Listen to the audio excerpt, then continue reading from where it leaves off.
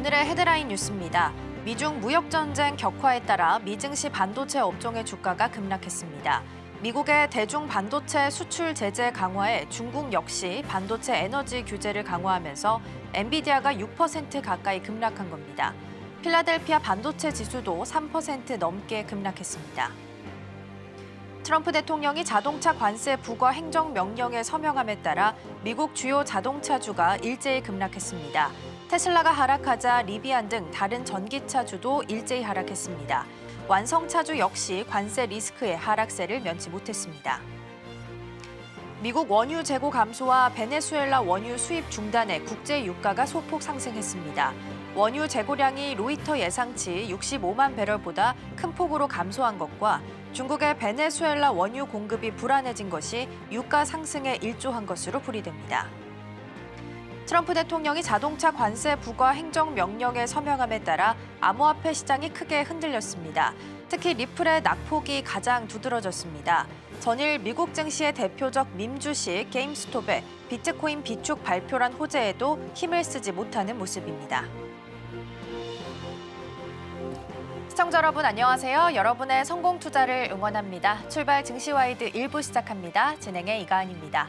어제 뉴욕 증시는 하락하면서 마감했습니다. 장 초반부터 트럼프 대통령이 관세에 대해서 발표할 것이라는 예고 속에 경계감이 짙었고요. 특히 3일 동안 상승했던 피로감도 함께 복합적으로 작용되는 모습이었습니다. 장 마감한 후에는 미국 이외의 지역에서 만들어진 자동차에 대해서는 모두 25% 관세를 부과하겠다라고 이야기했습니다. 물론 알고 있던 내용, 알고 있던 수치였지만 시기가 굉장히 빨라졌다라는 부분, 그렇다면 이외에도 반도체와 바이오주도 관세를 같이 발표할 수도 있다라는 우려감도 짙어지고 있습니다. 정규장에서도 자동차주가 약세였고요. 시간 외에서 GM은 7%, 포드도 4% 넘게 하락하고 있습니다. 좋은 소식이 없는 시장인데 오늘 우리 시장 개장하고 나서 이런 소식들 어떻게 반영하게 될지도 같이 점검해 보겠습니다. 자, 그럼 먼저 오늘 저희가 준비한 코너부터 소개해 드리도록 하겠습니다. 첫 번째로 빅애플 스탁 준비되어 있습니다. 틱톡이 미국 내 사업권 이전을 앞둔 상황 속에서 뉴욕 한복판에 이색 광고를 펼치고 있다라고 하는데요. 어떤 내용인지 잠시 후에 확인해 보겠고요. 두 번째 코너로는 코인 라이브 준비되어 있습니다. 일단 첫 번째로는 이전에 TD코인 보고서를 통해서 마이크로소프트가 데이터 센터 프로젝트를 좀 축소하는 부분 공개가 됐었는데요. 추가적으로 이번에는 미국과 EU 지역에서 2기가와트 규모의 프로젝트를 축소한다라는 소식이 전달되기도 했습니다. 이 내용도 잠시 후에 함께 점검해 보겠습니다. 자, 그럼 출발 증시와이드 1부 본격적으로 시작하겠습니다.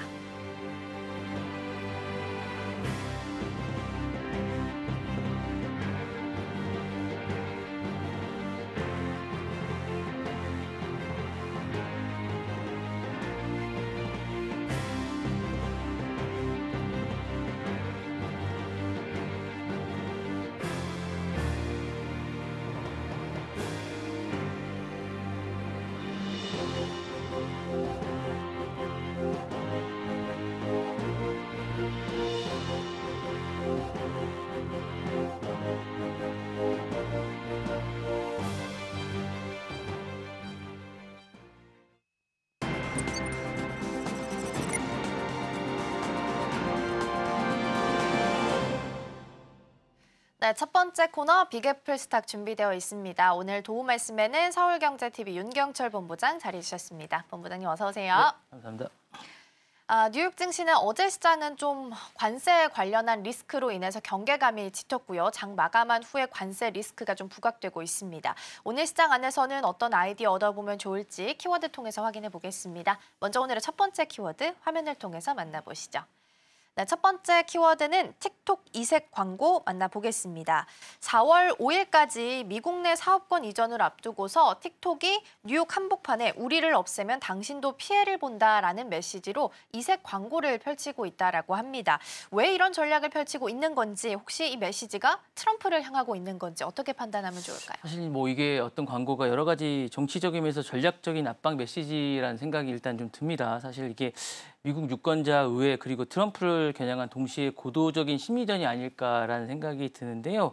왜 지금 이 시점에 뉴욕에 이 광고를 냈을까라는 생각이 드는데 일단 제 생각에는 트럼프 양면적인 입장의 정조주나 압박 카드가 아닌가라는 생각이 듭니다. 시한이 얼마 안 남았는데 일단 누구에게 어떠한 계획이 있다라는 생각이 없습니다. 일단 벤슨 부통령이 일단 이 협상을 진행하고 있습니다. 그러면서 이제 누구랑 협상을 하고 있다라는 얘기는 없고 최근에 퍼플렉스티랑 이제 만났다라는 이야기 정도만 나오고 있는 협상입니다. 그래서 이 부분에 대해서 구체적인 내용이 안 나오고 있습니다. 다만 민주당 그 의원들이 이제 3명이 연기를 좀 해야 되는 게 아니냐, 4월 5일까지 너무 촉박하다라는 이야기 정도만 나왔을 뿐 더 이상 이야기가 안 나와서 이 광고를 낸 것으로 보입니다. 그래서 이 부분이 나오고 있고요. 사실은 일단 트럼프는 사실 1기 때는 이거를 사실은 틱톡을 금지해야 된다라는 이야기까지 나왔기 때문에 다만 2기 때 이제 이 부분에 대해서 유보적인 입장을 하고 19일 날 바이든이 이걸 없앴을 때 잠깐 이 틱톡이 중단된 적이 있으면서 난리가 났었는데 다행히 20일 날 75일간 유예 기간을 두는 약간 이런 어떤 자구책을 뒀었는데 이 의미는 이제 당신이라고 하죠. 이제 트럼프가 우리를 구할 수 있고 하지만 없애면 그 대가를 정치적으로 아마 클 거다라는 이야기를 하고 있는 것 같습니다. 그래서 트럼프에게 결정권자로서 책임을 상기시키면서 손해 프레임을 선점하라는 게 아닌가라는 생각이 좀 들고요. 여론을 전환시키기 위한 어떤 그 공격형 약간 그런 게 프레임을 하는 게 아닌가라는 생각이 듭니다. 다만 우리를 약간 죽이지 마세요라는 약간 그런 거라는 생각이 좀 들고요. 공격자 프레임, 약간 피해자 프레임을 좀 하는 게 아닌가라는 생각이 듭니다. 그래서 감정적인 호소를 좀 하면서 약간 경제적, 사회적 손실을 좀 강조하는 약간 이런 느낌이 좀 있습니다. 그래서 그러면서 이제 일반 유권자들에게는 당신이 쓰는 틱톡 약간 없애면 당신의 삶에 불편함이 있을 거다라는 얘기를 좀 하고요. 중소기업이나 약간 어떤 창작자들에게 우리를 없애면 당신의 매출이나 노출, 팬덤 이런 것이 사라진다. 실제로 이제 요 하는 어떤 창작자들이나 광고자들이나 약간 유명한 분들은 상당히 손해를 많이 봅니다. 그래서 이런 게 좀 있고요. 의회나 백악관들에게 이거는 표현의 자유자, 어떤 자유의 침해이자 유권자들의 기반을 흔드는 행위다라고 이야기를 하고 있습니다. 그리고 이제 트럼프에게는 당신이 결정권자다. 빨리 결정을 해달라. 약간 이런 이야기를 하고 있는 것 같고요. 정치적 협상이나 어떤 지렛대나 이런 걸 확보하기 위한 목적도 좀 있는 것 같습니다. 틱톡은 여전히 미국 사회에서 사업 매각까지 어렵다는 입장을 좀 유지하고 있는데 이 부분에 이제 중국 정부인 바이트댄스가 매각이 불허하다는, 왜냐하면 이게 알고리즘을 계속 이전하라고 얘기를 하고 있는데 중국 정부에서는 이 알고리즘이 상당히 중요하기 때문에 이전이 불허하다는 입장을 계속 유지하고 있습니다. 현실적으로 그러다 보니까 매각이 약간 어려운 약간 교착 상태에 계속 있습니다. 그래서 이 부분이 좀 어려운 입장이기 때문에 그래서 이제 이 광고를 통해서 뭔가 극적인 타결을 좀 하고자 하는 생각이 좀 있는 것 같습니다. 근데 이게 이제 중간 광고나 이제 선거나 지금 대법원 선거 같은 데서 상당히 중요한 어떤 그런 이슈가 되고 있기 때문에 이게 약간 뜨거운 감자로 지금 떠오르고 있거든요. 그래서 이 부분을 하고 있고 Z세대나 밀레니엄 유권자들에게 이제 상당히 틱톡은 긍정적이고 꼭 가져와야 되는 그런 이슈이기 때문에 요게 이제 중요한 이슈가 되기 때문에 어쨌든 요거를 해결해야 되는 그런 이슈가 돼서 어쨌든 4월 5일까지 뭔가 결론을 내야 되는 그런 상황입니다. 그래서 요거를 낸 게 아닌가라는 생각이 듭니다. 네. 네, 우리를 없애면 당신들도 피해를 본다라고 이렇게 프레임을 만들고 있는데 어떻게 보면 디지털 협상 전술일 수 있다라는 말씀 주셨고요. 의회와 또 유권자들을 향해서 심리적인 압박을 가하는 행위라고 해석을 할 수도 있겠습니다. 틱톡은 지금 존재의 대가를 지금 경고를 하고 있는 상황인데 향후 운명은 좀 어떻게 예상을 하고 계실까요? 일단 제이디 벤슨 부통령이 사실은 개입을 해서 열심히 하고 있습니다. 틱톡 살리기 계획을 하고 있고 제이디 벤슨은 일단은 그 투자자 그룹과 협력해서 틱톡에 대한 퇴출 막기를 위해서 딜이라고 하죠. 거래를 준비하고 있습니다. 그래서 이 딜은 4월 5일까지 금지 시한 발표 전에 발표를 해야 됩니다. 그래서 진짜 바이트댄스 일부 지분을 유지하면서 미국 투자자들이 지배권을 가진 약간 이런 구조입니다. 그래서 핵심 쟁점은 일단 중요한 핵심 쟁점은 알고리즘과 데이터를 미국 쪽에서 가지는 겁니다. 일단 요거를 가져야 되기 때문에 요 부분을 이제 가지느냐 안 가지느냐가 되게 중요한데 이 부분을 이제 바이트댄스가 안 내놓겠다는 겁니다. 그래서 이제 이게 진행이 안 되고 있는 건데 요 부분이 이제 오라클이 이제 데이터 저장 오라클이 맡고 미국 내에서 알고리즘을 가지겠다는 건데 법적 정치적 배경은 이런 겁니다. 2004년에 이제 그 바이든 대통령이 틱톡 매각 법안에 서명을 했고 이후에 이제 트럼프 대통령이 4월 5일까지 시한을 연장한 건데 이 부분에 대해서 생계를 유지하는 많은 인플루언서들이 이걸 없애면 안 된다고 강하게 반발을 하고 있고 이제 과거에 12시간 동안 틱톡이 잠깐 중단을 돼서 큰 충격을 줬고요. 틱톡은 이제 미국 내에서 1억 7천만 명 사용자들이 사용을 하고 있습니다. 그래서 표현의 자유와 커뮤니티 경제 활동의 장으로 평가를 받고 있기 때문에 일단 연장을 해야 됩니다. 그래서 요거를 이제 연장을 하고 있고 일단은 지금 누가 사려는지가 이슈입니다. 입찰자가 누구냐라는 생각이 좀 있는데 퍼플렉서티가 이제 일단은 요 합병 제안서를 낸 상태입니다. 그래서 제이디 벤스 부통령이 요 접촉한 사실을 인정을 했습니다. 인정을 했고 그다음에 이제 프랭크 맥커트라고 이제 있습니다. 옛날에 LA 다저스 구단주였던 분이 있고 억망장자인 프랭크 맥커트가 주도하는 그 레딧이라고 이제 커뮤니티가 있는 요 커뮤니티 컨소시엄이 있습니다. 이분들이 20억 달러 현금 제안을 한 적이 있습니다. 요분들이 블록체인 기반의 데이터 소유권을 하겠다라고 제안을 했었고요.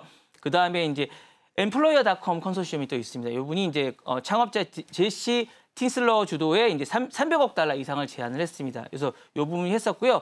그다음에 마이크로소프트가 참여를 하고 있다라고 얘기를 했었는데 이 부분에 대해서는 이제 트럼프가 언급을 한 적이 있습니다. 그리고 이제 스티븐 무누신이라고 전 재무장관이 이제 살 의향이 있다라고 얘기를 했었고요.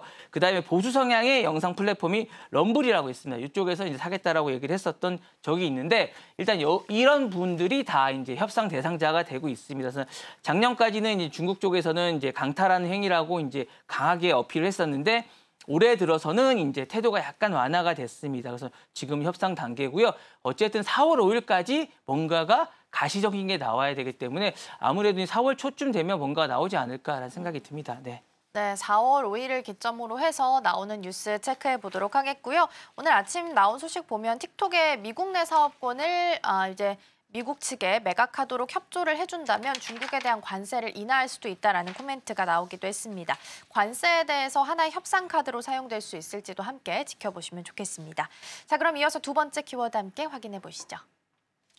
네, 두 번째 키워드는 유튜브 안방 1위입니다. 닐슨의 2025년 2월 MDG 보고서를 보면 TV 소비 패턴 안에서 유튜브가 디즈니를 제치고 지금 전체 TV 시청 점유율 1위에 올랐다라고 합니다. 플랫폼적으로 세대적으로 봤을 때 변화가 조금씩 생기고 있는 게 감지되고 있는데요. 여기에 어떤 의미를 좀 부여할 수 있을까요? 일단 Z세대와 밀레니엄 세대가 TV를 완전히 이탈했다는 의미가 좀 있을 것 같아요. 기존에 TV를 소비하던 세대가 40대나 60대였던 이런 세대와 달리 Z세대가 밀레니엄 세대를 이제 TV를 아예 켜지 않는다라는 의미가 좀 있는 것 같고 유튜브가 시청률 1위를 기록했다는 건 이 계층이 온전히 유튜브 1차 소비 세대를 하고 있다는 생각이 좀 드는 것 같고요.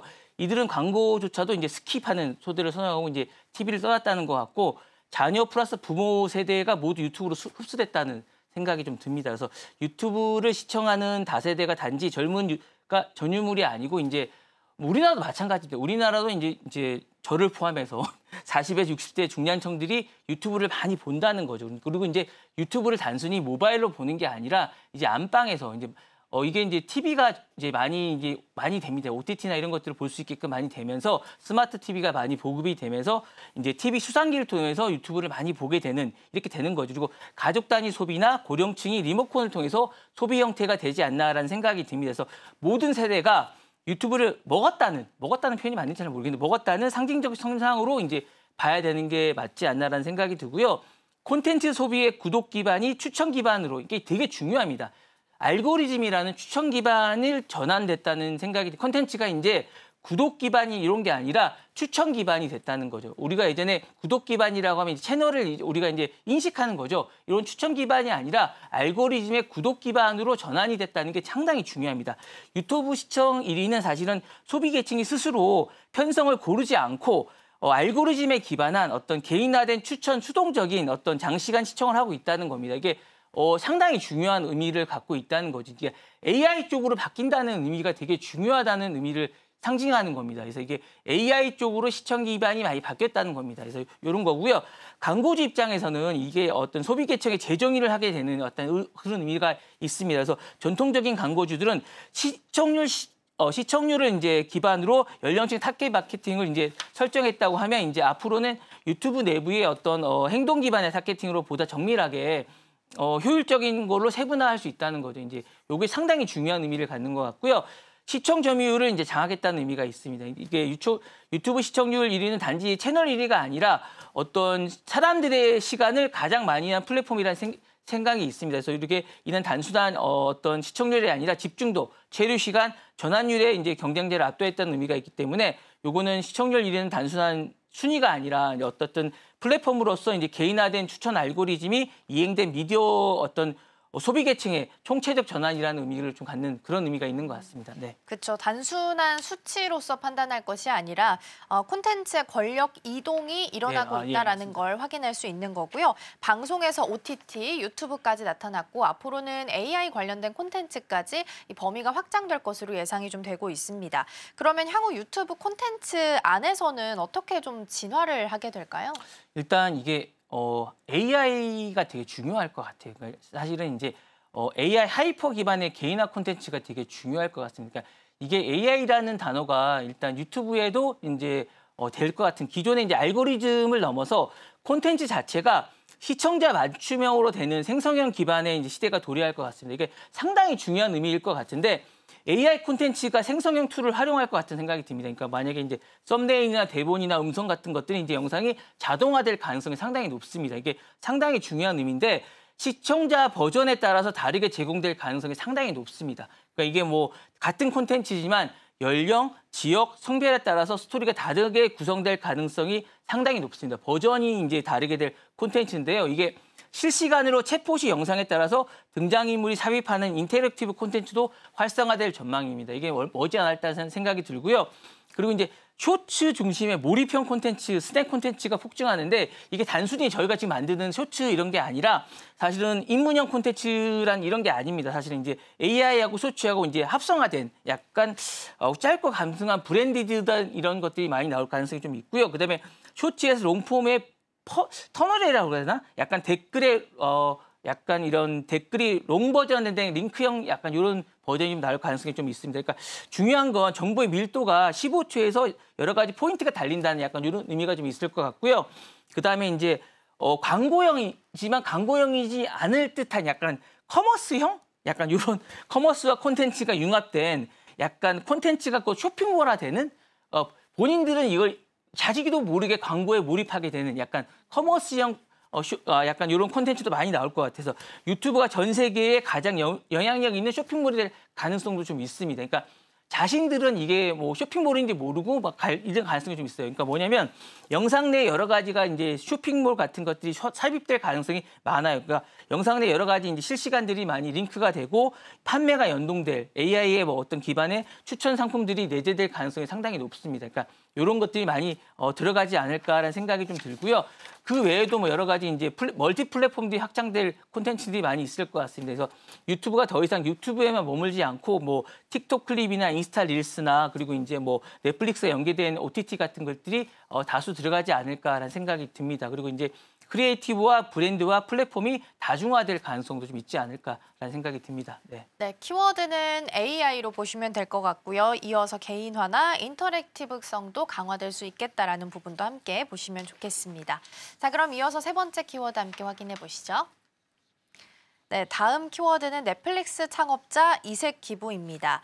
AI가 인간의 규범을 흔들 가능성이 있다. 그래서 연구하는 사람들, 학생들은 진지하게 고민을 할 필요가 있다라고 넷플릭스 공동 창업자가 이야기를 했습니다. 그래서 실제적으로 말만 그친 게 아니라 행동으로 보여줬습니다. 좀 더 많은 연구를 해달라라고 하면서 자신의 모교에 $5천만 기부를 했는데요. 이 기부가 어떤 의미를 갖게 되는 걸까요?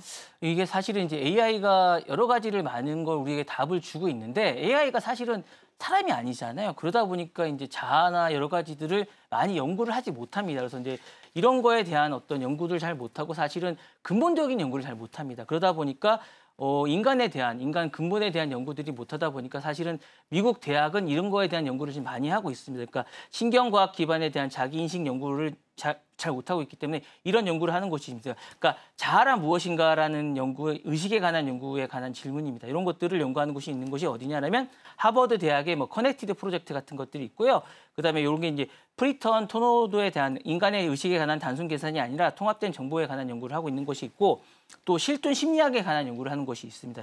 심리학에 관한 것이 있는 것은 MIT의 미디어에 관한 연구가 또 있고 문화 인류학에 대한 디지털 시대에 대한 정체성 연구를 하는 곳이 또 연구 사례가 있습니다. 이곳은 또 어디냐 하면 이곳은 또 이제 프린스턴에 관해서 여기 또 연구를 하는 곳이 또 있습니다. 그리고 이제 윤리학과 인간 존엄성에 관한 연구를 재정의하는 곳은 스탠포드와 옥스퍼드는 또 이런 곳에 대한 연구를 하고 있습니다. 그래서 또 이런 것들은 다 AI가 연구를 못 하고 있습니다. 그러다 보니까 이 넷플릭스 공동 창업자인 리드 헤이스팅은 이런 것에 대한 연구가 좀 필요하지 않느냐라는 생각을 계속했던 것 같아요. 그래서 이제 이런 연구를 좀 해달라고 이제 이 부분에 대한 철학적 고민을 좀 하다 보니까 자신의 이제 모교인 곳에 이제 이런 연구를 했었고 이런 연구를 좀 해줘야 되지 않냐라는 얘기를 해서 자기 연구를 해주는 곳이 메인주에 있는 보우도 컬리지가 이런 곳에 연구를 잘하고 있어요. 그래서 여기에 좀 이런 기부를 했었고 이런 곳은 어떤 연구를 하냐면 기존 AI 연구와 차별화된 기술을 넘어서 인간 중심에 있는 곳에 연구를 좀 해줬으면 하는 곳에서 있어서 이런 연구를 좀 해달라고 해서 이런 기부를 한 게 아닌가라는 생각이 듭니다. 네.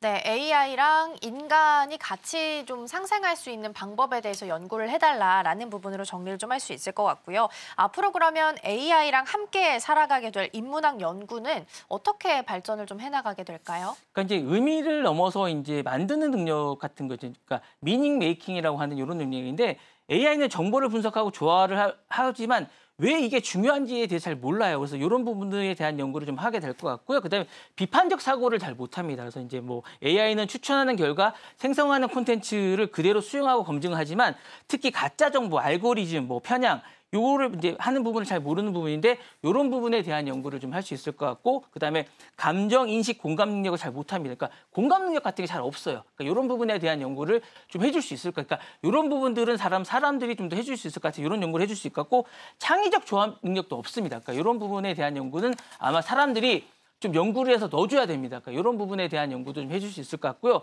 메타 인지 능력, 자기 인식과 자기 조절 능력도 없습니다. 그러니까 사실 이런 디테일한 능력들은 사실 이런 어떤 이런 창의적인 능력들은 이런 부분에서 해줘야 됩니다. 그러니까 이런 능력도 AI가 해줄 수 있을 것 같고요. 서사와 이야기 능력 이런 건 정말 사람이 해줘야 됩니다.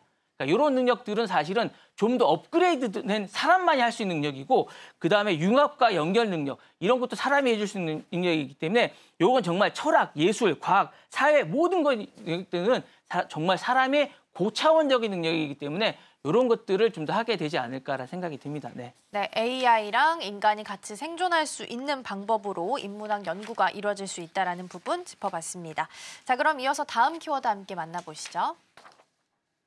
네, 다음 키워드로는 중국 저가 AI 열풍 보겠습니다. 최고는 아니지만 싸면서 빠르고 효율성이 좋은 AI 모델이 중국에서 잇따라 발표가 좀 되고 있습니다. 아무래도 기술이 얼마나 뛰어난가라기보다는 가격이 얼마나 싸게 만들어졌는가에 좀 더 무게중심이 옮겨지고 있는 모습인데요. 그러한 중국의 AI 모델에는 어떤 제품이 있고 또 이런 전략은 어떤 의미로 해석할 수 있을까요?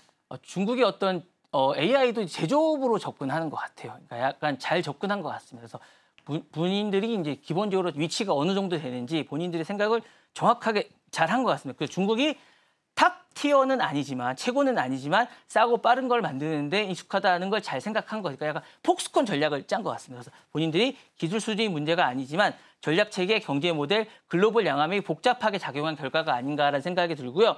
이거를 이제 5가지로 이제 생각하면 다음과 같은 것 같습니다. 속도 중심의 기술 전략인 거죠. 완성도보다는 확산력, 빨리 따라가자라는 생각을 일단 한 것 같고요. 중국의 이제 전략은 약간 이런 것 같습니까? 정확성보다는 속도, 정밀함보다는 보급력을 우선으로 하는 것 같고 일단 AI를 약간 OS로 본 것 같아요. OS 전략으로 본 것 같고 사실은 최고를 만드는 것보다 먼저 깔아놓고 그 안에서 학습하는 능력을 만드는 게 목표다라고 생각하는 것 같습니다. 예를 들어서 챗GPT를 비교하면 바이두나 어니로 완성도는 낮지만 중국 내에서 가장 빠르게 시장에서 퍼지는 걸로 일단 해서 경쟁을 하겠다라는 생각을 하고 갖고 시장 선점 후에 품질 개선을 하겠다라는 생각을 하는 것 같습니다. 그래서 이런 전략을 하는 것 같고 이제 퍼펙트 레이트, 퍼펙트는 나중에 하겠다. 그러고 하는 것 같고 그러나 먼저 시장을 점령하자라는 생각을 하는 것 같고 AI를 소비재로 보는 것 같습니다. AI를 소비재로 보는 것 같고 미국, 유럽은 AI를 고급대 또는 이제 지식 노동자로 대체하는 반면에 중국은 AI를 보급형 디지털 제품으로 보는 것 같습니다. 그래서 그러니까 스마트폰을 먼저 이제 보급을 하잖아요.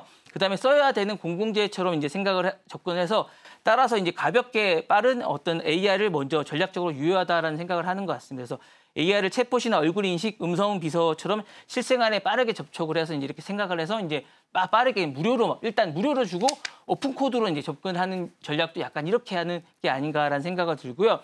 그래서 이제 정권 주도로 이걸 통합해서 중앙 집권형 AI 생태계를 만드는 게 아닌가라는 생각을 합니다. 그래서 미국은 AI를 이제 뭐 엔트로픽이나 오픈 AI나 구글 딥 마인드처럼 민간 경제로 이제 정밀 개발을 주류로 이끌고 있지만 중국은 일단은 국가 주도형 AI 체제로 빠른 모델로 개발하면서 산업 통합이 이제 뭐 핵심인 것 같습니다. 그래서 완성형보다는 빠른 정권 적용이 이렇게 되고 있는 게 아닌가라는 생각이 들고요.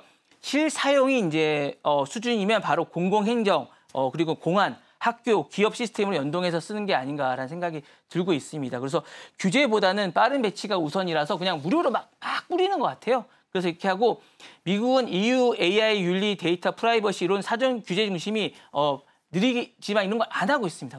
그냥 무료로 뿌리고 있어요. 그래서 막 뿌리고 있고 일단 무조건 깐다 이런 생각이 먼저인 것 같아요. 그래서 AI 스피커나 교통 감시, 스마트 시티, 뭐 안면 인식 등에서 윤리 논쟁은 전혀 없습니다. 그래서 무조건 논쟁 없이 무조건 배치하고 있고 이로 인해서 실시간 데이터가 폭발적으로 축적되고 있습니다. 데이터가 되게 중요하거든요. 그리고 무력하고 있고 모델 학습 속도가 되게 빠릅니다. 그래서 제가 볼 때는 정말 빠르게 따라오고 있습니다. 그래서 스마트폰 시장을 따라오는 것처럼 정말 빠르게 따라오고 있어서 중국 AI 시장이 정말 겁날 정도로 정말 빠르게 따라오고 있으면서 윤리보다는 운영 가능성을 더 중요하는 구조라서 사실 속도는 빠르되 완성도나 투명도 같은 건 좀 낮아서 이런 부분이 나중에 문제가 되지 않을까라는 생각이 좀 들고 있고요. 글로벌 중저가 AI 시장은 겨냥해서 수출 전략도 잘 짜고 있는 것 같습니다. 그래서 동남아 시장이나 이런 시장에서도 무료로 주고 있어서 그 시장에 상당히 인기를 끌고 있어요. 그래서 중국의 최종 목표는 미국과 이제 기술 패권을 이제 경쟁하는 동시에 동남아, 아프리카, 중동, 남미 등 비서부권 시장에서 AI 수출력 지배 시장에서 상당히 강점을 보이고 있어요. 그래서 이를 국가에서는 가격 경쟁력이 되게 민감하거든요. 그리고 이제 윤리 규제 같은 게 되게 낮습니다. 그래서 싸고 빠른 AI는 이 시장에서 미국산보다 이제 상당히 인기 있고 매력적인 어떤 대안이 되고 있는 것 같습니다. 그래서 예를 들어서 옛날에 하웨이나 ZT 같은 게 이제 상당히 이 모바일이 되게 인기를 끌고 있는 것처럼 AI 생태계에서도 상당히 1대1에서 상당히 인기를 끌고 있습니다. 그래서 이 부분에서 미국이 상당히 긴장을 하고 있는데 이게 잘 먹히고 있는 것 같습니다. 그래서 이렇게 이제 인기를 끌고 있는데 이런 전략이 아닌가라는 생각이 듭니다. 네. 그렇죠. 중국도 굉장히 빠른 속도로 AI 산업에 투자를 하면서 이 속도감을 좀 높여오고 있는 상태입니다. 중국 같은 경우에는 가장 싸고 또 가장 많이 퍼질 수 있는 AI를 선택해서 지금 개발을 좀 앞장서고 있는 상황인데요. 어떻게 보면 이게 새로운 냉전의 서막으로 이해할 수도 있지 않을까 싶습니다. 향후 AI 패권은 어떻게 전개될 거로 예상을 좀 하실까요? 일단 미국 전략은 AI OS 만들기 같아요. API 생태계를 확장하는 것 같은데 세계를 미국상 AI API로 묶는 약간 이런 전략인 것 같습니다. 그래서 예를 들면 미국은 GPT, 클라우드, 이제 제미나이 이런 AI 모델을 중심으로 묶는 것 같고요. 전 세계를 이제 기업, 정부 API로 이제 형태를 묶어서 유저가 몰려오는 게 아니라 AI를 사용하게끔 만들어서 앱 생태계를 이제 어떤 침투하게 만드는 약간 이런 전략인 것 같습니다. 그러니까 예를 들어서 이제 뭐 이런 여러 가지 오픈 AI 같은 것들을 연동하거나 이렇게 AI를 통합하는 약간 이런 기술 표준을 만들고 윤리 표준을 만드는 약간 플랫폼 규정까지 선정하는 약간 이런 규정인 것 같아서 그러니까 AI를 윤리 가이드를 만들어서 뭐 EU AI 액트나 이런 전 세계를 안전하고 신뢰할 수 있고 AI는 미국산이나 약간 유한한 이런 인식을 저도 뭐 이런 걸 쓰지만 이렇게 하고 있고 이래서 정책 규정 레벨을 플랫폼 신뢰도를 약간 높이는 약간 이런 걸 하게 있는 것 같고요.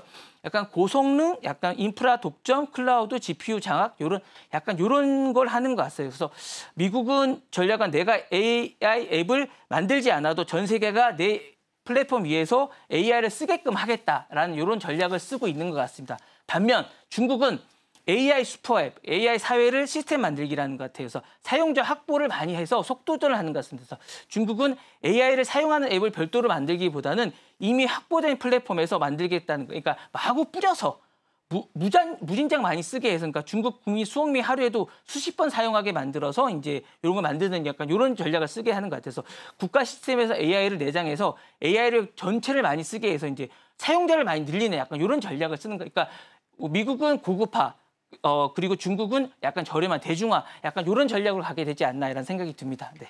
네, 향후 AI 패권까지 이야기 나눠봤습니다. 누가 더 데이터를 확보하고 빠르고 또 저렴하게 확산시키는가 이 부분이 가장 키워드가 될 수 있을 것 같습니다. 자, 그럼 이어서 다음 키워드 함께 살펴보시죠. 네, 다음 키워드는 Eat Alone 혼밥 열풍 보도록 하겠습니다. 미국 사회에서 혼밥 예약이 64% 정도 증가한 것으로 지표상 나타났습니다. 혼자 식사하는 사람들이 이렇게 증가하는 이유가 뭔지, 그리고 이 현상은 어떻게 좀 해석을 하면 좋을까요? 팬데믹 이후에 제가 볼 때는 일과 삶의 방식이 좀 바뀐 것 같아요. 그래서 이제 재택근무가 확산되고 출퇴근 없는 독립적인 생활 패턴 때문에 이렇게 된 것 같고요. 이제 혼자 있는 삶이 이제는 더 이상 이상한 일이 좀 아닌 것 같아요. 뭐 저도 약간 누굴 만나는 게 좀 약간 힘겨울 때가 있고 옛날에는 이제 스케줄이 없으면 약간 좀 이상한 사람 이렇게 생각했는데 지금은 오히려 그 저녁에 있는 삶 이런 게 약간 아름다운 삶처럼 약간 이렇게 되고 막 이런 게 좀 있는 것 같습니다. 그리고 셀프 케어 문화가 약간 대중화돼 있는 듯한 느낌이 좀 듭니다. 약간 이런 것 같고요.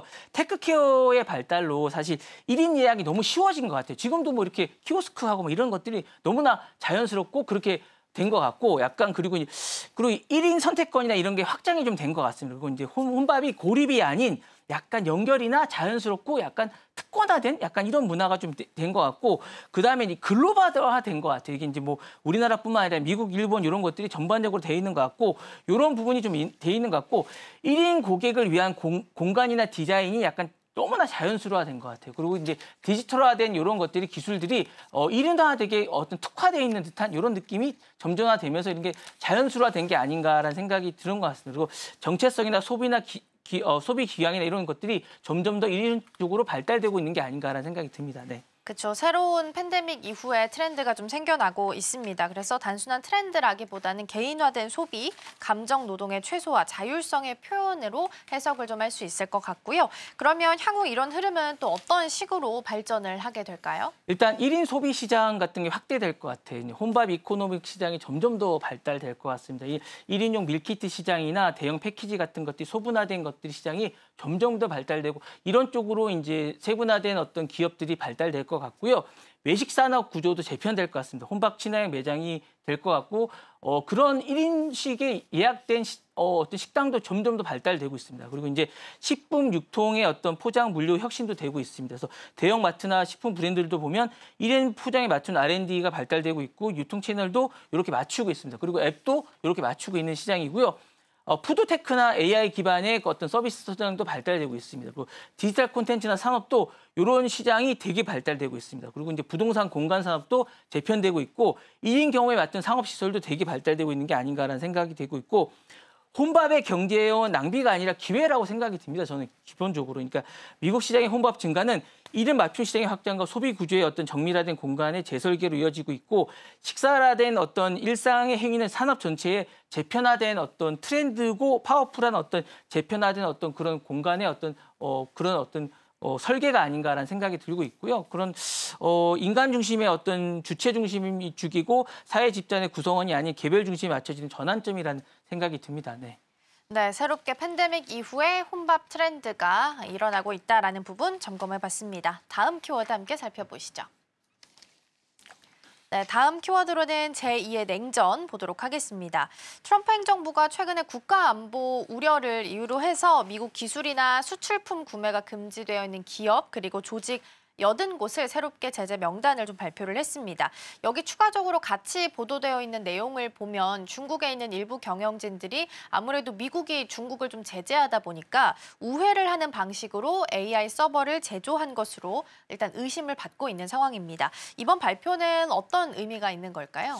중국 계속 이제 바이든 정부 때부터 계속 해왔던 그런 거라고 생각이 드는데요. 중국의 AI 우회 루트를 차단하기 위한 것 같아요. 뭐 이게 일단 중국은 AI 반도체를 이제 동남아나 중국, 중동이나 아프리카 제3국을 재수입하거나 조립하는 것들을 이제 계속 제재하는데 이번에는 아예 그 우회하는 통로까지 페이퍼 컴퍼니나 유통망이나 중간업자까지 막겠다는 생각인 것 같습니다. 그걸 막아서 2차 봉쇄 전략인 것 같고요. 그다음에 AI 기술의 군사 감시 활용 가능성도 제거하겠다는 것 같습니다. 사실 중국은 AI 기술을 활용해서 군사 드론이나 극소음 무기나 이런 것들을 제조해 왔는데 요 어떤 위험까지 제거하겠다는 생각인 것 같습니다. 그리고 공급망 지배를 확보해서 기술 패권의 핵심은 칩과 유통이거든요. 그것조차도 막겠다는 생각인 것 같고 중국의 디지털 실크로드 아예 차단하는 것 같아요. 왜냐하면 이런 걸 이용해서 해킹을 너무 많이 하고 있거든요. 그 부분을 이용해서 이제 하웨이나 뭐 ZTE나를 통해서 중국산 AI나 감시 기술을 추진하고 있는데 디지털 식민주의를 규정하고 있습니다. 이런 흐름들을. 그래서 이런 부분들을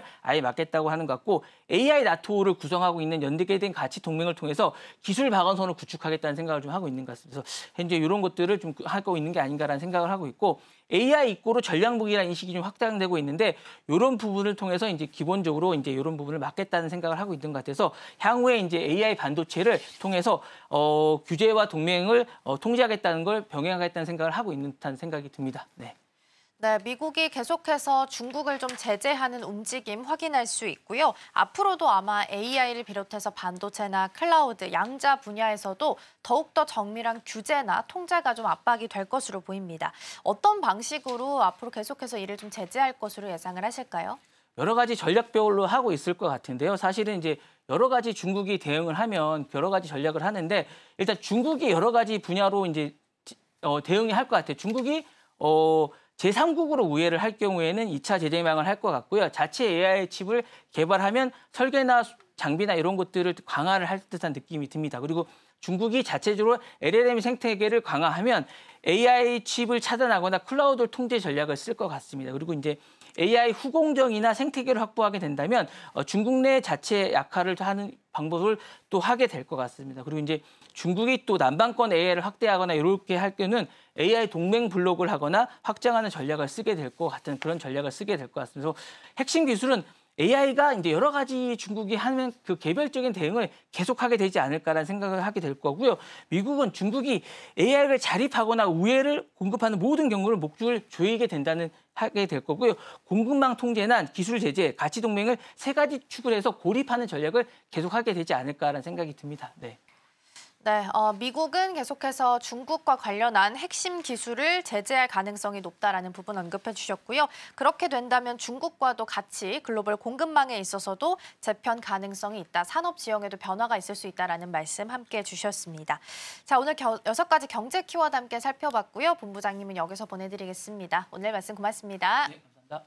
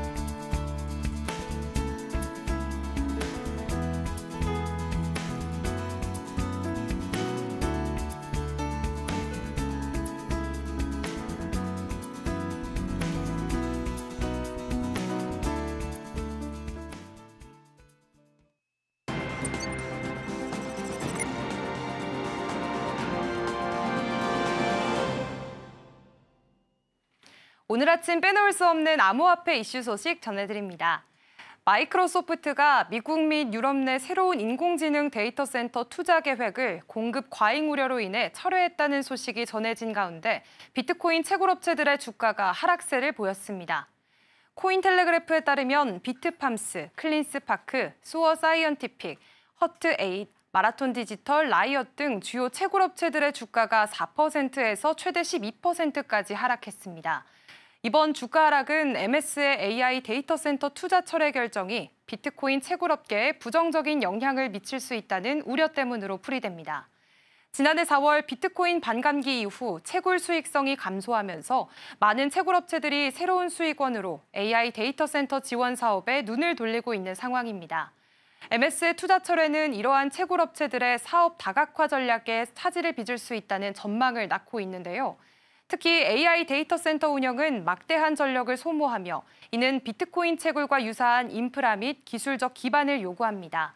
따라서 많은 채굴업체들이 보유한 인프라와 노하우를 활용하여 AI 분야로 사업을 확장하려는 움직임을 보여왔는데요.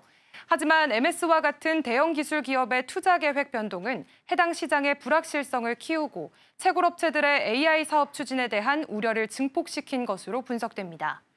향후 다른 빅테크 기업들의 AI 데이터 센터 투자 계획 변화와 더불어 비트코인 채굴업체들이 AI 분야에서 어떤 전략을 펼쳐나갈지 투자자들의 관심이 집중될 것으로 보입니다. 미국 와이오밍주가 오는 7월 자체 스테이블 코인 WYST 출시를 계획하고 있다는 소식입니다. 우블록체인에 따르면 이는 미국 기관에서 발행하는 첫 법정화폐 기반 스테이블 코인으로 국채, 현금 등으로 100% 이상 담보될 예정입니다. 특히 와이오밍주는 WYST 토큰 호스팅을 위해 솔라나, 이더리움, 폴리곤 등 다양한 블록체인을 고려하고 있어 주목됩니다. 이와 관련해 블록체인 상호운용성 프로토콜인 레이어제로가 와이오밍 WYST 토큰 발행 파트너로 공식 선정됐다는 소식입니다. 와이오밍 스테이블코인 위원회는 엄격한 심사 과정을 거쳐 레이어제로의 옴니체인 펀저블 토큰 표준을 채택했다고 밝혔습니다. 현재 WYST는 아비트럼, 아발란체, 베이스 등 7개 테스트넷에서 활성화됐으며 초기 테스트로 이더리움과 아발란체 테스트넷 간 데모 거래가 진행 중입니다. 와이오밍주의 이번 스테이블 코인 발행 시도는 기관 차원에서 발행하는 첫 사례라는 점에서 의미가 깊으며 향후 다른 주들의 유사한 움직임으로 이어질지 귀추가 주목됩니다. 또한 레이어제로와의 파트너십을 통해 WYST가 다양한 블록체인 생태계로 확장될 가능성도 엿볼 수 있습니다. 미국 비디오 게임 유통업체 게임스톱이 가상자산 투자 대열에 합류합니다. 게임스톱이 스트래티지처럼 비트코인을 직접 담겠다는 계획을 발표하자 실적 부진에도 시간의 거래에서 주가가 8% 넘게 뛰었습니다.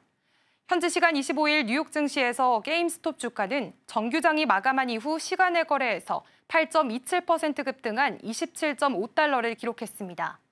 게임스톱은 이날 2024년 4분기 실적을 발표하며 매출이 12억 8,300만 달러로 전년 동기 대비 28.5% 감소했다고 밝혔습니다. 이는 시장 예상치인 14억 8천만 달러를 밑도는 수치입니다. 그러나 저조한 실적보다 투자자들의 관심을 끈 건 가상자산 투자 계획이었습니다. 게임스톱은 실적을 공개하면서 비트코인과 미국 달러화 기반 스테이블 코인에 투자하기로 결정했다고 발표했는데요. 게임스톱은 전날 이사회를 열고 비트코인과 미국 달러화 기반 스테이블 코인을 회사의 재무자산에 추가하는 안건을 만장일치로 통과시켰습니다. 이후 게임스톱의 사내 유보금인 48억 달러를 비롯한 추가 자금으로 투자가 이뤄질 예정입니다. 이는 비트코인 매입으로 주목받은 스트래티지의 행보에 따른 것으로 분석되는데요. 소프트웨어 기업인 스트래티지는 2020년부터 비트코인에 집중 투자하며 세계 최대 비트코인 보유 기업이자 투자 전문 회사로 변신했습니다. 비트코인 보유량은 50만 개가 넘고 5년 새 회사 주가는 30배 이상 상승했습니다. 하지만 게임스톱의 비트코인 매수에 대해 회의적인 전망도 제기되는데요. 웨드부시 증권은 게임스톱의 전략이 구체성이 부족하고 핵심 사업에서 벗어나는 것 같다며 최근 매출이 24% 감소한 NFT 거래와 옴니채널 소매 사업에서 실패한 전례가 있다고 분석했습니다.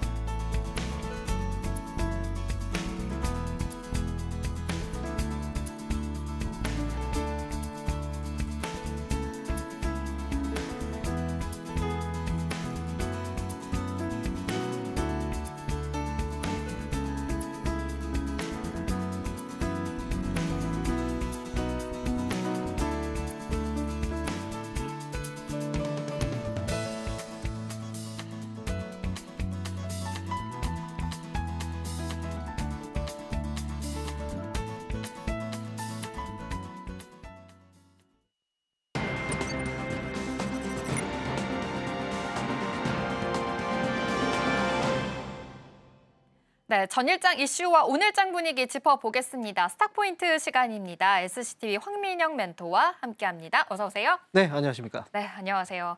자, 오늘 개장 전에 일단 이 마감 뉴욕 증시부터 체크를 해보도록 하겠습니다. 마감 전후로 해서 정말 속보가 릴레이로 쏟아지는 아침이었습니다. 이 관세 유연성 이야기를 하면서 그래도 안도 랠리를 이어갔던 뉴욕 증시가 오늘 아침에는 지금 관세 이슈가 다시 불거지면서 공포가 좀 짙어지는 마감 상황이었습니다. 3대 지수 모두 하락을 했고요. 나스닥도 2% 크게 빠졌습니다. M7 종목들도 일제히 하락을 했고 자동차 관련주들도 내려앉는 모습이었습니다.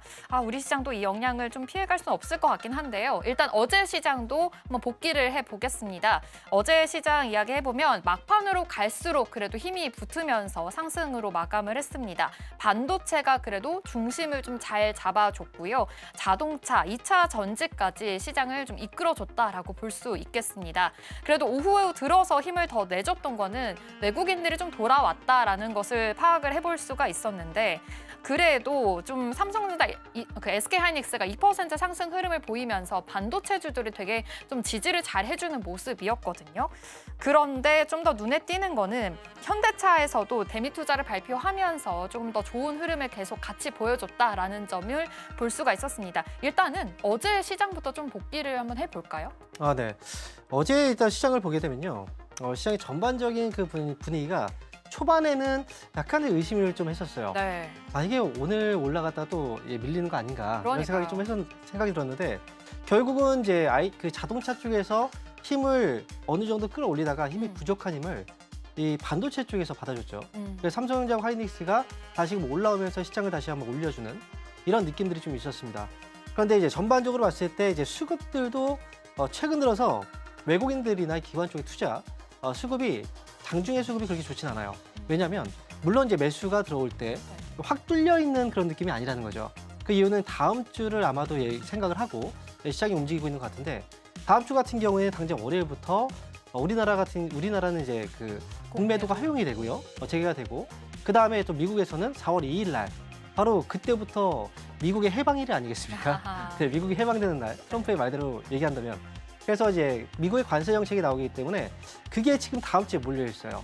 아무래도 그때 그 상황들이 어떻게 결론이 나는지에 따라서 어떤 종목이 올라가고 떨어지는 거에 대해서 분명히 확연하게 갈릴 수가 있기 때문에 그래서 시장에서도 약간 이런 분위기를 좀 염두에 둬서 네. 수급들도 그렇게 강하게 막 움직이긴 좀 어려운 그런 장이 아닌가 생각이 들고요. 그래서 지금 여러분들도 지금 투자를 하실 때는 이번 주보다는 다음 주가 좀 중요해요. 그래서 이번 주 투자할 때는 좀 가볍게 하시고요. 다음 주에 결과가 나오고 나서 그때부터 좀 무겁게 투자하는 방법이 좋지 않을까 이렇게 말씀드립니다. 아무래도 지금 글로벌적으로 모두 이슈가 있는 상황입니다. 지금 다음 주 월요일에는 저희 한국에서는 공매도 재개가 실시가 될 예정이고 4월 2일에도 상호 관세가 본격적으로 좀 부과가 될 예정이니까 이 점을 참고하셔서 좀 관망세로 지켜보시면 좋을 것 같다라고 말씀을 해주셨습니다. 어제 그래도 현대차가 좀 더 같이 이끌어주기도 했었는데 현대차가 31조 규모로 대미 투자를 하겠다라고 해서 굉장히 또 환호였잖아요.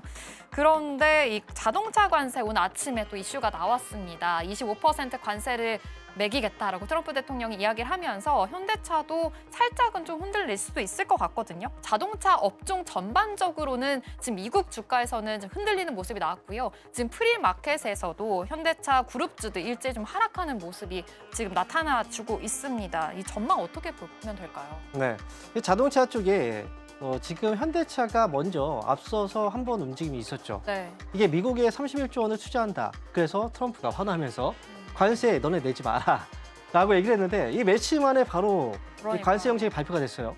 어제 이제 새벽에 보면 미국에서 이 자동차, 외국산 자동차에 대해서 25% 관세를 부과한다. 이런 얘기가 있었고요. 그러면서 오히려 현대차한테는 그래 니네가 정말 먼저 움직여서 관세를 피했구나 라고 생각할 수 있는데요. 저는 처음에 이 뉴스가 나왔을 때 약간 의구심이 들었어요. 과연 현대차가 31조 원이라는 규모를 미국에 투자를 한다. 그래서 관세를 면제받는다 한들 이게 과연 호재일까? 라는 거죠. 지금은 사실 미국 쪽에 이 자동차 업체들이 투자를 많이 하지 않고 우회해서 이 멕시코라든지 이런 데 투자했던 이유는 미국에 투자했을 때 그만큼 효용성이 없었기 때문이에요. 그만큼 투자했을 때 벌어들이는 그 매력도가 떨어졌다는 거죠. 그래서 주변 국가에서 투자를 해서 그리고 와서 미국에 진입하는 이런 식으로 했었는데 미국은 어찌됐든 인건비도 비싸고요. 땅값도 비싸고 여러모로 해서 비용들이 많이 들어가는데 트럼프 정권은 이번에 임기가 지나고 나면 다음에 또다시 돌아오진 않아요. 그래서 이번 이 시기만 잘 버티면 된다. 이게 지금 해외 쪽에서도의 여론의 이 분위기거든요. 그런데 현대차에서 미리 움직여서 이만큼 막대한 금액을 트럼프 임기 안에 투자한다라고 한다는 건 오히려 이게 나중에 보면 자충수가 될 수 있다라고 생각이 들거든요. 그래서 일단은 이제 관세에 대한 문제가 또 있었고, 그래서 그 문제로 인해서 지금 주가가 이 반응이 또 오긴 했지만 이 결과가 나왔기 때문에 트럼프 정책이 나왔죠. 이미 자동차 관세 정책이 나왔기 때문에 아무래도 오늘 현대차 같은 경우에는 단기 상승에 대한 차익 물량들이 빠지는 그런 시기가 되지 않을까 이렇게 예상이 되고요. 이 차익 물량이 빠지고 나서 주가가 빠진다. 그러면 현대차 관세 피했으니까 지금 사야 되겠다. 이런 관점은 저는 좋지 않다고 봐요. 오히려 단기 상승 이후에 저는 다시 한번 주가는 또 흔들리는 이런 과정을 보기 때문에 자동차 섹터에 대한 투자 메리트는 저는 상대적으로 좀 없다. 저는 이렇게 말씀드립니다. 네, 현대차 지금 예상 체결가 보셨지만 2.7% 빠지면서 출발할 것으로 예측하고 있습니다.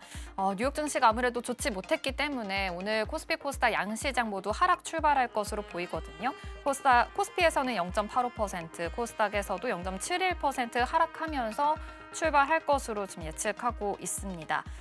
그리고 이번 주에 또 PC 물가 지표가 또 발표가 될 예정입니다. 아무래도 연준에서 굉장히 중요하게 생각하는 지표이니만큼 이 물가 상승률에 대해서도 지금 계속해서 지켜보고 있고 금리 인하에 대한 압박도 넣어지고 있는 상황입니다.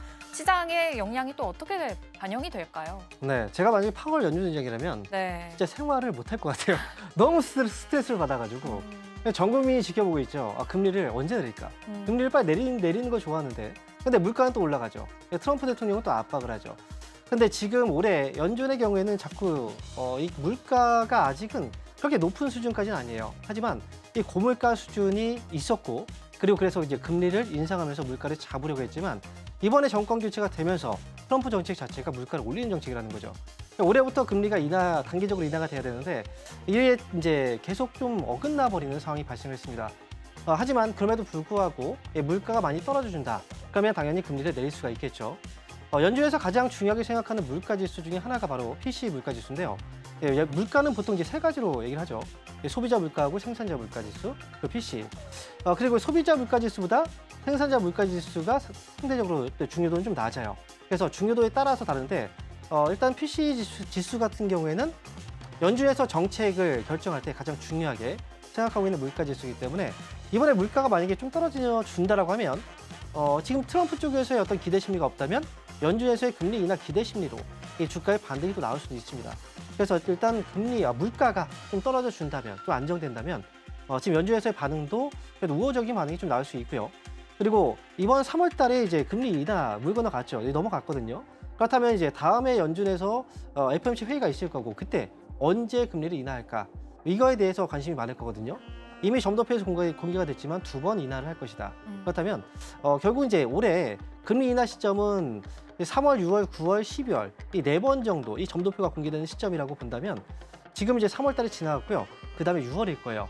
6월 전이기 때문에 아마 이번 그 물가부터 해서 금리 인하에 대한 기대감들 분명히 좀 많이 있다. 그래서 저는 이제 이번 물가 지수 발표되고 나서 오히려 이제 물가가 떨어진다면 시장의 반등은 트럼프가 아니어도 연준의 기대감으로 또 올라올 수도 있다. 이렇게 말씀드립니다.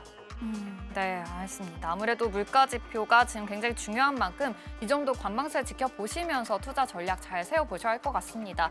이렇게 현지 시간으로 28일에도 발표가 되고 다음 주도 계속해서 중요한 이벤트들이 있으니까 이 점도 계속 관망세로 지켜보시면 좋을 것 같은데요. 다시 우리 시장으로 좀 돌아오자면 어제 오후 들어서 강하게 올라왔던 종목이 있습니다. 바로 LG 에너지 솔루션이었거든요. 이 구광모 회장이 그래도 배터리 사업을 좀 적극적으로 육성을 하겠다 하면서 좀 굉장히 기대감이 커졌습니다.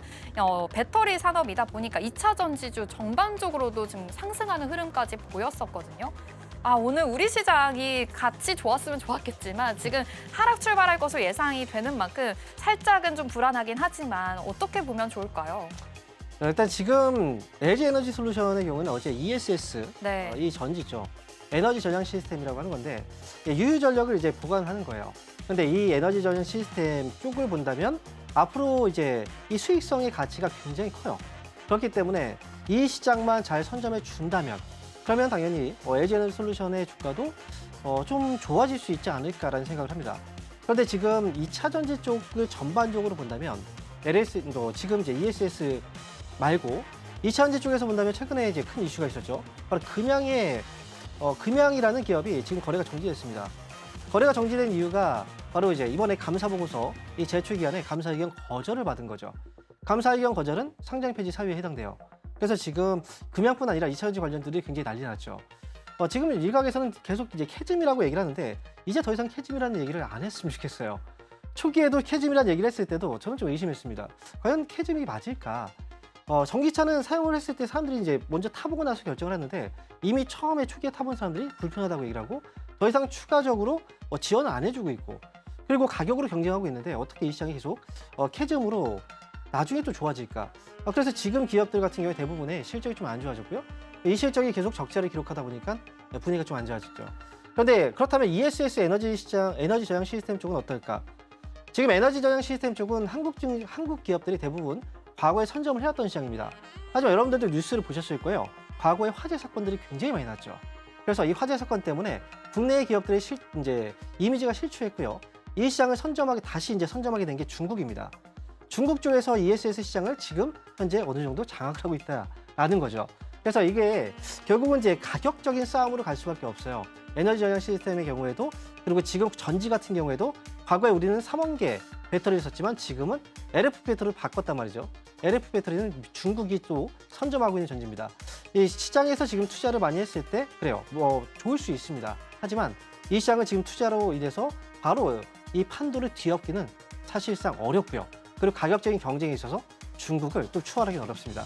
지금 LG 에너지 솔루션의 경우에도 지금 일단 시장의 어떤 큰 시장의 흐름으로 봤을 때는 좋을 수 있겠지만 지금 당장 이게 큰 효과를 발휘하기는 어렵다. 기대감은 잠깐의 반등으로 좀 그칠 수 있지 않을까 저는 이렇게 말씀을 드립니다. 네, 그래도 지금 이렇게 반등하기는 지금 당장 반등하기는 어렵지만 그래도 조금은 좀 관망세로 장기적으로 보면 더 좋을 것 같다는 얘기까지 해주고 있습니다. 양시장 오늘 하락 출발할 것으로 보이는데요. 끝까지 지켜보셔야 할 것 같습니다.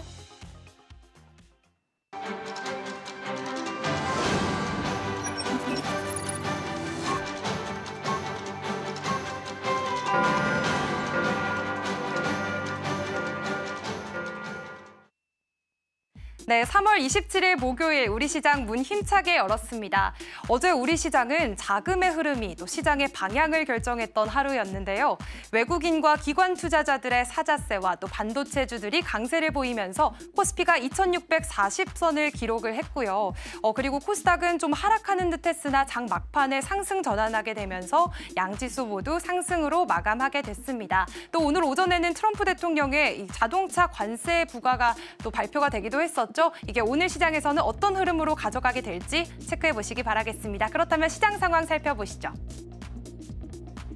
네, 오늘 코스피와 코스닥은 역시 둘 다 하락하는 모습 보이고 있습니다. 오늘 아침에 이 트럼프발 이런 자동차 관세에 대한 우려가 있었는데요. 역시나 우리 오늘 양시장에서도 좀 하락하는 흐름세 이어가고 있고요. 코스피는 0.89% 하락해서 2620포인트 선 지나가고 있고요. 또 코스닥은 0.8% 내려앉으면서 710선 지나가고 있습니다. 그렇다면 다음으로 코스피 시가총액 상위 종목 1위부터 5위 살펴보시죠. 네, 오늘 전반적으로 전부 다 하락불이 들어와 있습니다. 삼성전자, SK하이닉스 반도체 투톱을 비롯해서요. 어제 LG에너지솔루션, 그래도 이 LG그룹 회장이 배터리 분야 관련해가지고 좀 산업적으로 육성을 하겠다라고 밝히면서 이 장 종가 기준으로 7% 이상 급등하는 모습 보여왔었는데 오늘 LG에너지솔루션 또 역시나 0.97% 하락하는 모습 보여주고 있고요. 삼성바이오로직스, 현대차 역시 이번 주 내내 상승 흐름 이어오다가 오늘은 3%대로 좀 쉬어가는 흐름 보여주고 있습니다. 그렇다면 다음으로 6위부터 10위도 살펴보시죠. 네, 오늘 이 코스피 시가총액 1위부터 10위까지 전부 다 하락하는 모습 확인해 볼 수 있습니다. 네, 셀트리온 0.7% 하락하고 있고요. 삼성전자 우선주도 0.5%. 기아도 어제까지만 해도 이 현대차의 흐름에 힘입어서 자동차주 강세를 보였었는데 기아 2.47% 하락했고요. KB금융과 네이버도 오늘 소폭 쉬어가는 모습 확인해 볼 수 있겠습니다. 그렇다면 다음으로 코스닥 시가총액 상위 종목 1위부터 5위 살펴보시죠. 네, 알테오젠 그리고 에코프로 그룹주들 전부 하락하는 모습 확인해 볼 수 있습니다. 알테오젠 1.1% 하락률 보이고 있는데요. 또 간밤에는 유럽에서 폐하마케가 열리고 있습니다. 알테오젠도 여기에 참석을 하면서 이 키트루다 SC의 연구 결과를 공개하기도 하는데 과연 이 연구 결과 발표에 따라서 좀 제약 바이오주들에게 앞으로 좀 상승 모멘텀이 작용할 수 있을지 이 점도 체크해 보시면 좋겠고요. 또 HLB는 혼자서 좀 상승하는 모습 보여주고 있습니다. 0.72%대 좀 강보합권에서 소폭 올라주는 모습. 레인보우 로보틱스 로봇주도 오늘 1.8%대 하락폭 그리고 있습니다. 다음으로 6위부터 10위도 살펴보시죠. 네, 6위부터 10위도 코오롱 티슈진을 제외하고는 모두 파란불 켜주고 있습니다. 삼천당 제약 1.2% 하락세 보이고 있고요. 휴젤과 클래시스, 리가캠 바이오까지 모두 1% 그리고 또 0%에서 1% 사이의 하락폭 그리고 있습니다. 다만 코오롱 티슈진만 0.39%대의 강보합권 흐름 보여주고 있다는 점 체크해 보시기 바랍니다. 지금까지 시장 상황 전해드렸습니다. 네, 3월 27일 목요일 우리 시장 문 열었습니다. 지금 현재 코스피에서는 1.04% 하락폭이 좀 더 커졌습니다. 하락하면서 지나고 있고요. 코스닥에서도 0.96% 하락하면서 지나고 있습니다. 그래도 개인만이 지금 사들이고 있는 상황이고요. 외국인과 기관은 역시나 오늘 수급에서 들어오지 않고 있는 모습으로 파악이 됩니다. 어제 근데 그래도 반도체 쪽으로 조금 관심을 받았고 좀 지지를 해주는 모습이었는데 또 간밤에 이런 뉴스가 있었죠. 미중 싸움에 엔비디아가 또 큰 폭으로 하락을 했습니다. 네. 엔비디아가 5% 하락을 하면서 아무래도 반도체 주 쪽으로 우리도 좀 하락 탄력을 받았겠다 이런 생각을 했는데 역시나 지금 SK하이닉스가 2% 넘게 빠지고 있는 상황이거든요. 엔비디아의 중국 수출 금지가 좀 된 가운데 같이 우리나라도 그런 하락에 대한 영향을 받는 거겠죠. 아무래도 그게 영향이 없을 수는 없어요. 네. 이제 미국이 기준이 되다 보니까 국내 증시는 엔비디아 주가가 급락을 했고 왜 급락을 했는가를 봤더니 지금 이제 미중 무역 전쟁으로 인해서 피해를 입게 됐다는 거죠. 지금 중국 쪽으로 지금 이제 칩이 들어가고 있는 건 엔비디아 칩은 H20 칩이 들어가고 있거든요. 기존에 저희가 이제 많이 사용하는 H100보다 사양이 성능이 5분의 1 정도 줄어든 그 성능의 칩이 지금 중국에 판매가 되고 있는데 지금 대중 이제 미국하고 중국의 무역 분쟁으로 인해서 중국 쪽에서도 지금 이제 효율성 이제 고전력의 칩을 사용해라라고 하면 이제 그런 얘기가 나왔다는 거죠. 결국 H20을 탈락시키라는 거죠. 그런데 지금 이것도요. 국내 증시 같은 경우에는 사실 국내 기업들 엔비디아에 납품하고 있는 업체는 삼성전자하고 SK하이닉스, HBM 칩을 납품하고 있는데 H20에 들어가는 칩은 저사양 칩이기 때문에 초기 모델을 이제 삼성전자 쪽에서 납품을 하고 있습니다. 그런데 불구하고 삼성전자의 주가가 하이닉스의 주가보다 덜 떨어지고 있죠. 그건 뭐냐면 결국 중국에서도요. 이 기본적인 성능, 저성능의 칩들은 만들 수가 있어요. 엔비디아 쪽에서 지금 납품하고 있는 칩 자체가 중국 쪽에서도 자체적으로 개발할 수 있는 그 정도의 수준이기 때문에 큰 타격은 없다라고 생각이 들고요.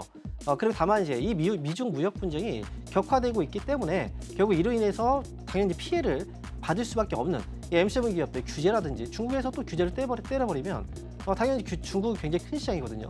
그래서 이런 것들이 연관되어서 좀 영향을 줄 수밖에 없습니다. 하지만 뭐 국내 기업 같은 경우에는 미국하고는 그렇게 좀 많이 영향을 같이 가지는 않고 있다고 생각이 들고요. 만약에 좀 피해야 된다면 하이닉스 쪽이 조금 더 피해에 있어서는 이런 영향을 같이 받을 수 있다. 이 부분만 좀 집중해서 주목해서 보시면 좋을 것 같고 오늘 아침부터 시장의 분위기는 좀 하락으로 출발했지만요. 네. 낙폭이 미국 증시의 어떤 분위기보다 좀 그렇게 크진 않아요. 그래서 지금 오늘 코스피 지수가 1% 정도, 코스닥이 뭐 1%보다 조금 미치지 못하는 이런 이제 하락인데요. 오늘 수급으로 봤을 때는 외국인들이 오늘 191억 정도밖에 매도를 하지 않고 있고요. 코스닥도 129억 정도밖에 매도가 안 나와요. 그런데 반면에요. 시장의 분위기를 결국 이제 방향을 요청하고 있는 게 뭐 현물 수급도 있고 그다음에 선물 수급도 있고요. 그다음에 옵션도 있는데 옵션 방향이 가장 좀 정확하죠. 옵션 쪽에서 오늘 아침 포지션을 보니까 외국인들이 하락이 아니라 상승으로 좀 베팅을 좀 해놨어요. 그래서 초기에는 좀 늘려도 IT 쪽을 중심으로 해서 반등이 좀 나올 수도 있지 않을까라는 생각을 하기 때문에 여러분들도 지금 IT 기업들 흔들려도 흔들고 나서 좀 반등이 나올 수 있다는 거 좀 염두에 두시고 나서 대응을 하시는 게 좋을 것 같습니다. 지금 현물 시장에서는 그래도 지금 외국인이 팔자세 보이고 있지만 그래도 선물 시장에서는 외국인들이 좀 들어오고 있다는 점 포착해 볼 수가 있는데요. 그래도 반도체 쪽으로 지금은 흔들리고 있지만 좀 상승 여력은 있다라고도 말씀해 주셨습니다. 그렇다면 또 어제 AI 챗봇 쪽으로 또 강했거든요. 코난 테크놀로지가 어제 21% 상승하는 흐름까지도 보였었는데 LLM, 그 거대 언어 모델로 출시한다라는 소식과 함께 좀 좋은 흐름을 보였었단 말이에요. 이 AI 챗봇 쪽으로는 계속 봐도 괜찮을까요? 앞서서 지금 이제 선물 쪽 매수가 아니라 이제 옵션 쪽에서 네. 수급이 좀 좋아지고 있다 네. 이렇게 말씀드린 거고요. 그다음에 지금 AI 챗봇 쪽으로 본다면 이미 이 시장도요. 원래는 미국에서 오픈 AI 쪽에서 이제 선점을 했던 이 사업인데 이게 지금 중국 쪽으로 가면서 갑자기 이 저가 모델, 딥시크라는 저가 모델이 네. 나오기 시작했고요. 그러면서 이 시장도 결국은 이제 어느 정도 다 격차가 처음에는 많았지만 따라잡을 수 있는 격차였다는 걸 이제 입증을 한 거죠. 국내 같은 경우에도 지금 이런 이슈로 인해서 코난 테크놀로지가 이제 주가가 또 올라갔고 이런 대규모 언어 모델과 관련된 AI 기술 이거는 결국 앞으로도 경쟁이 굉장히 좀 치열할 거예요. 이미 저가 사양 모델들이 나왔고 그리고 이게 지금 아무래도 이제 기업들마다 계속해서 개발하고 있고 그리고 많이 사용될 수 있는 부분이기 때문에 그래서 어떤 것들을 사용하고 어떤 것들이 접목되느냐에 따라서 지금 초기에는 이제 주목을 받겠지만 예전에부터 해서 뉴스가 좀 많이 나왔었는데 지금 같은 경우에는 이 이슈가 원래 이런 뉴스가 나왔을 때 상승이 연이어서 나왔었던 분위기였다면 과거는 지금 같은 경우에는 워낙에 이슈가 좀 노출이 많이 됐고 기대감 자체가 이제 과거보다는 좀 떨어졌어요. 그래서 지금 분위기는 단기 어떤 그 기대감 말고는 특히 더 바랄 수 있는 건 좀 없다라고 생각이 들어요. 그래서 이런 뉴스가 있을 때는 AI 관련 기술 기반으로 해서 뉴스들이 나올 때는 과거의 흐름을 예상하고 나서 들어가게 된다면 결국 이제 좀 실패를 할 수밖에 없습니다. 그래서 지금은 단발성 재료다 이렇게 보시면 되겠습니다. 장기적인 것보다는 좀 단기적으로 대응을 해보기에 괜찮겠다라고도 말씀해 주셨습니다. AI 챗봇 이야기 해봤고요.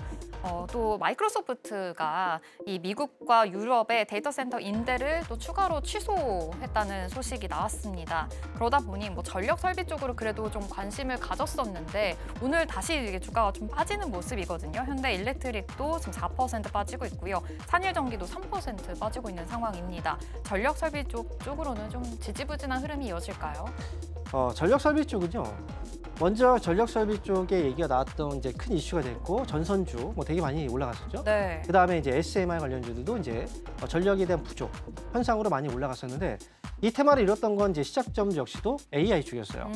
데이터 센터가 또 필요했고 데이터 센터는 계속 전력을 공급해줘야 되고요. 그리고 엄청난 금액 이제 전력이 들어가다 보니까 그래서 이 전력 관련주들이 그동안 좀 주목을 받았었는데요.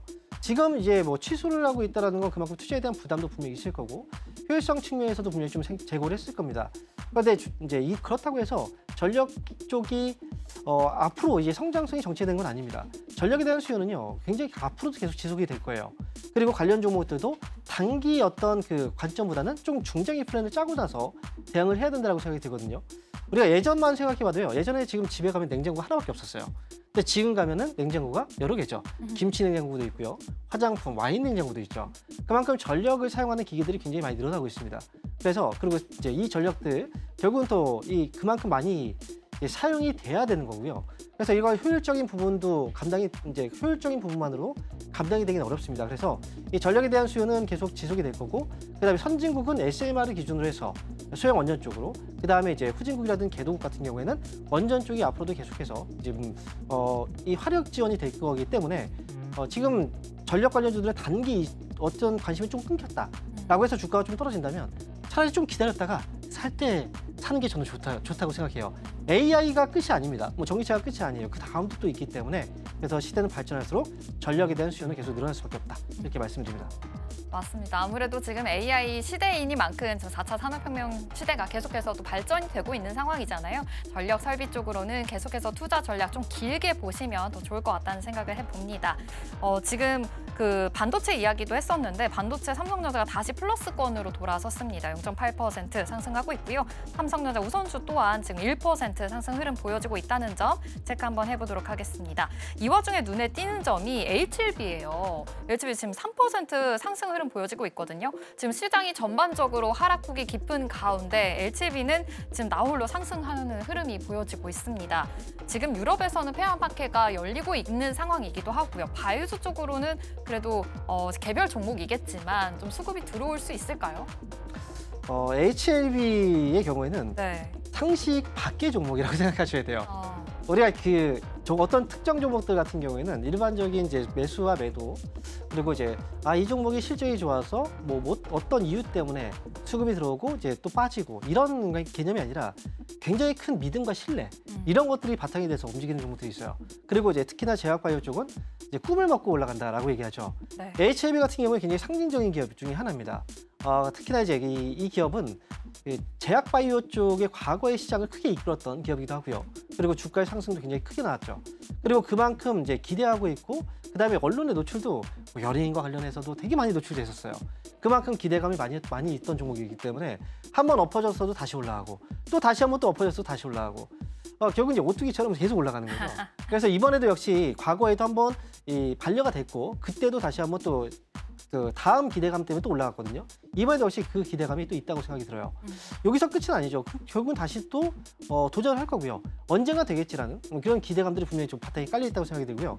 지금 그래서 이 밑에서 매수가 들어오고 있긴 한데 항상 이런 기대와 신뢰는 가끔씩 깨지면 굉장히 큰 충격이 오죠. 그래서 지금 HLB 같은 경우 과거의 흐름 그리고 지금 또 올라가기 때문에 이걸 매수해 본다. 저는 그건 옳지 않다고 생각하고요. 차라리 매수해서 지금 현재 보유 중이고 묶여 있다라고 한다면 이번 반등을 통해서 잘 빠져나오는 게 어떨까 이렇게 말씀을 드립니다. 네, 말하는 와중에 지금 LCB 4% 상승 흐름 이어지고 있고요. 코오롱 티슈진도 0.9% 상승하는 흐름 이어지고 있습니다.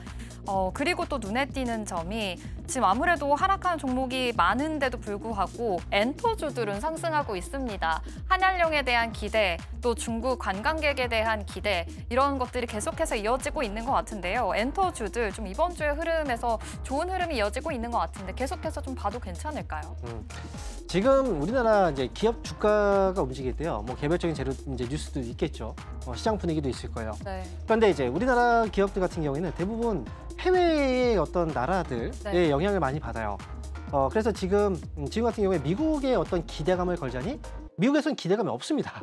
오히려 실망만 하고 있고 미국에서 그러면 우리나라가 어떻게 하면 피해를 좀 덜 볼까? 이렇게 해서 이제 피해가야 되는 입장이고요. 그렇다면 좀 약간의 기대감을 통해서 뭔가 주가가 올라갈 수 있는 재료가 어디서 나올까라고 한다면 미국보다는 중국 쪽일 수밖에 없어요. 지금은. 왜냐하면 미국이 중국을 공격하고 있고 중국은 이에 맞서서 이 경기 부양책을 계속 써야 되거든요. 경기 부양책을 쓰게 된다면 관련 종목들이 또 움직일 수밖에 없고요. 그래서 이 관련 종목들이 그 중에서 이제 엔터주라고 볼 수가 있고요. 화장품주 그리고 여행주 그다음에 그 카지노 이런 종목들이 영향을 받고 있다. 관심은 지금은 미국보다는 중국 쪽에 관심을 두고 저는 보는 것도 좋을 것 같다 이렇게 말씀드립니다. 네, 좋습니다. SM 지금 1.4% 올라가고 있고 JRP도 0.3% 휴젤 그 미용기기도 말씀해 주셨는데 0.7% 상승 흐름 이어지고 있습니다.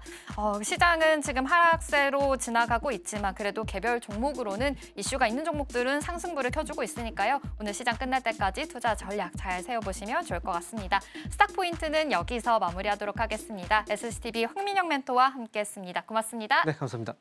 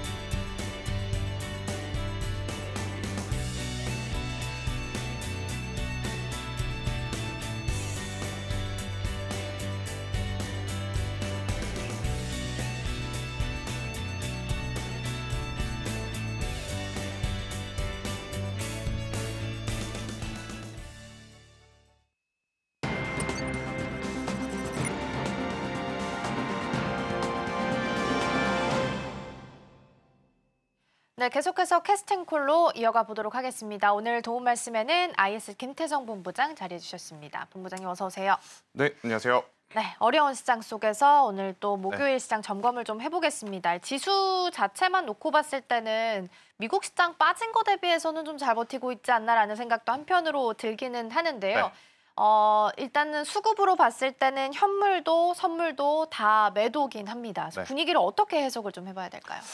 일단 방향성을 참 잡기가 어렵죠. 하루하루 퐁당퐁당 장세가 지금 계속 연출이 되고 있는데 불과 어제만 하더라도 우리나라 증시뿐만 아니라 글로벌 증시 모두 전체적으로 긍정적인 이야기들이 훨씬 더 많았었어요. 그쵸. 하지만 이제 간밤 미증시가 출발하기 전에 자동차 관세에 대한 이야기가 슬슬 올라오더니 결국 장 마치고 나서 관세 이야기가 확정이 된 거죠. 그러다 보니 아무래도 이제 미증시도 하락을 했고 또 우리나라 장 전에 미국 나스닥 선물 지수를 보면 계속 마이너스권에 좀 머물고 있어서 오늘 우리나라 증시 힘들 수도 있겠다라고 그러니까요. 많은 분들이 예측을 했던 것 같습니다. 저 또한 마찬가지고요. 근데 막상 최근 1월 달부터인가요? 그러니까 해가 바뀌고 나서부터 약간의 좀 특징이 뭐냐면 네. 생각보다 우리나라 증시가 글로벌 덜 증시하고는 좀 디커플링 현상. 그러니까 빠질 때 덜 빠지고 올라갈 때 상대적으로 더 올라가는 모습들이 연출이 됐는데 오늘도 그런 모습들이 뭐 아직 장 초반이라서 확정 지어드릴 수는 없겠지만 그런 흐름들이 지금 나타나고 있다. 결국 우리나라 증시는 지난 2년 동안 상대적으로 오르지 못했던 부분에 따른 수급의 연속성이 받쳐주고 있는 상황이 아니겠는가라는 의견 한번 드려보도록 하겠고요. 전반적으로 지금 삼성전자가 일단 힘을 내주고는 있습니다. 계속해서 이제 강보합권에서 머물고 있어서 미국 증시보단 조금 낮다는 어떤 느낌은 주고는 있지만 방심은 금물이다라는 거죠. 그러니까 미국이 한 대 쳤고 그동안 잠잠했었던 중국이 어떻게 보면 반격을 한 거의 첫날이기 때문에 오늘 장 초반보다는요. 잠시 후에 10시 반에 미증시가 열립니다. 10시 반 이후의 움직임이 어떻게 보면 우리나라 시장의 본게임일 수 있지 않겠는가라는 의견 드려보도록 하겠습니다. 그러게요. 오늘 나스닥 빠진 거 대비해서는 그래도 양시장 모두 3대 지수 빠진 거 대비해서는 좀 잘 버티고 있는 상황이고요. 외국인 투자자가 빼고 있긴 합니다만 규모가 그래도 크지는 않게 나타나고 있어서 다행이지 않나 싶긴 합니다. 그리고 오늘 테마단으로는 좀 작은 테마들 위주로 움직임이 체크가 되고 있습니다. 오늘은 또 관세 영향을 피해갈 수 없는 날이긴 한데 이건 뒤에서 좀 점검을 해보겠고요. 네. 공매도 재개 일정이 있어서 이 질문부터 먼저 드려볼게요. 네. 재개하고 나면 저PBR 혹은 낙폭 과대인 종목들이 오히려 더 수혜를 좀 받을 수 있다라는 시각들이 좀 있는데 그러면 그 이후에는 어떤 종목이 살아남느냐도 좀 중요할 것 같거든요. 네. 그러면 전에는 이 공매도 재개 전까지는 낙폭 과대나 저PBR 종목들 좀 보다가 어느 정도 시장 좀 정리되고 나서는 수주나 펀더 튼튼한 종목들, 뭐 조선 방산 쪽으로 다시 시선을 옮겨보는 이런 전략을 좀 취해가야 될까요? 참 예측하기가 어려운 것 같아요. 결국 펀더멘탈을 기준으로 잡을 수 없이 그러니까 센티멘탈, 수급적인 어떤 방향성을 보고 지금 배팅 전략을 세워야 되는 이야기이다 보니 제가 사실 그거 알면 여기 안 있습니다. 네, 네. 제가 이제 크게 벌고 있겠죠. 그렇죠. 그럴 정도로 참 기준 잡기가 어려운 뉴스이기에 저는 많은 투자자분들이 생각하시는 대로 뭔가 예상을 해서 먼저 움직이기보단 차라리 다음 주에 공매도 재개하고 나서 정말로 우리가 예측했던 섹터들 지금 다들 2차 전지가 공매도 재개하게 되면 네. 가장 많이 오를 가능성이 높다고 예상을 하잖아요. 반대로 조선이라든지 방산 같은 경우에는 공매도가 재개가 되면 타깃이 될 수도 있겠다라고 이제 생각을 하잖아요. 그런 것들이 정말로 일어나는지 여부를 확인을 하고 들어가도 저는 늦지 않는다. 왜냐, 2차 전지가 많이 올라온 상태에서 지금 공매도 재개를 기다리는 것이 아니라 여기서 더 빠져? 라고 생각하는 구간까지 밀린 상태에서 공매도가 재개되는 지금 상황이라서 네. 가격적으로 뒤늦게 따라붙어도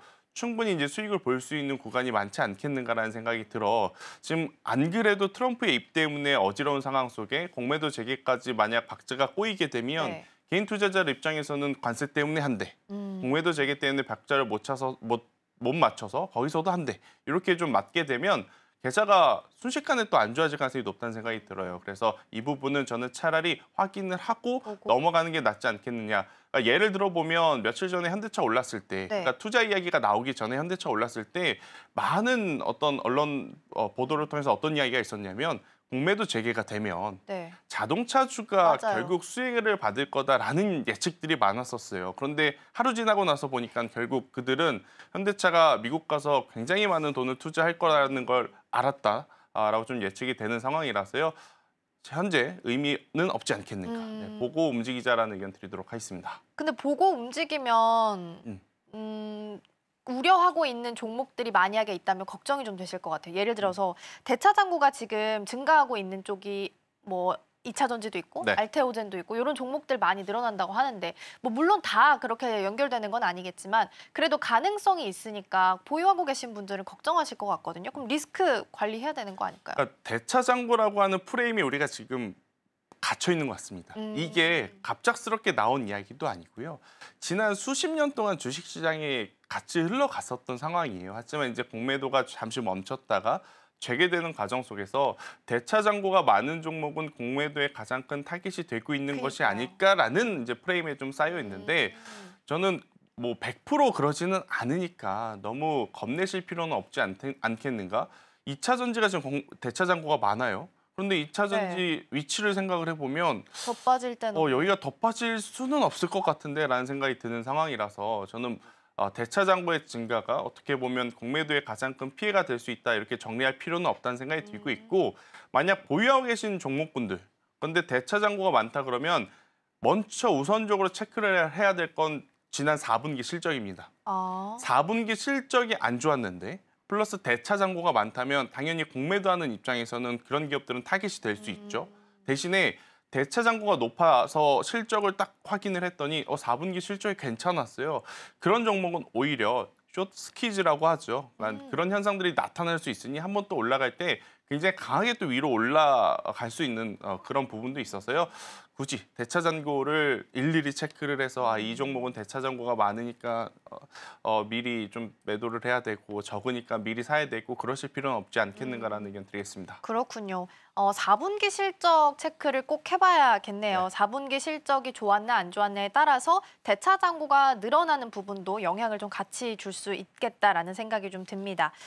오늘 이제 상호관세 이야기가 4월 2일에 예정이 되어 있는데 4월 2일에 똑같은 또 하나의 일정이 있어서 보니까 해운주 있잖아요. 중국 선박이 미국에 입항하는 경우에 수수료를 부과한다라는 개념인데 그렇죠. 지금 공청회를 열었고 4월 2일에 최종적으로 추가 의견을 받아서 정리를 좀 한다라고 합니다. 네. 그러면 우리나라는 중국 선박 비중이 그렇게 높은 편도 아니고 네. HMM은 중국 선박이 있다 하더라도 미국에 입항하는 게 없어서 사실 네. 영향이 좀 크게 안 받을 거라고 하는데 네.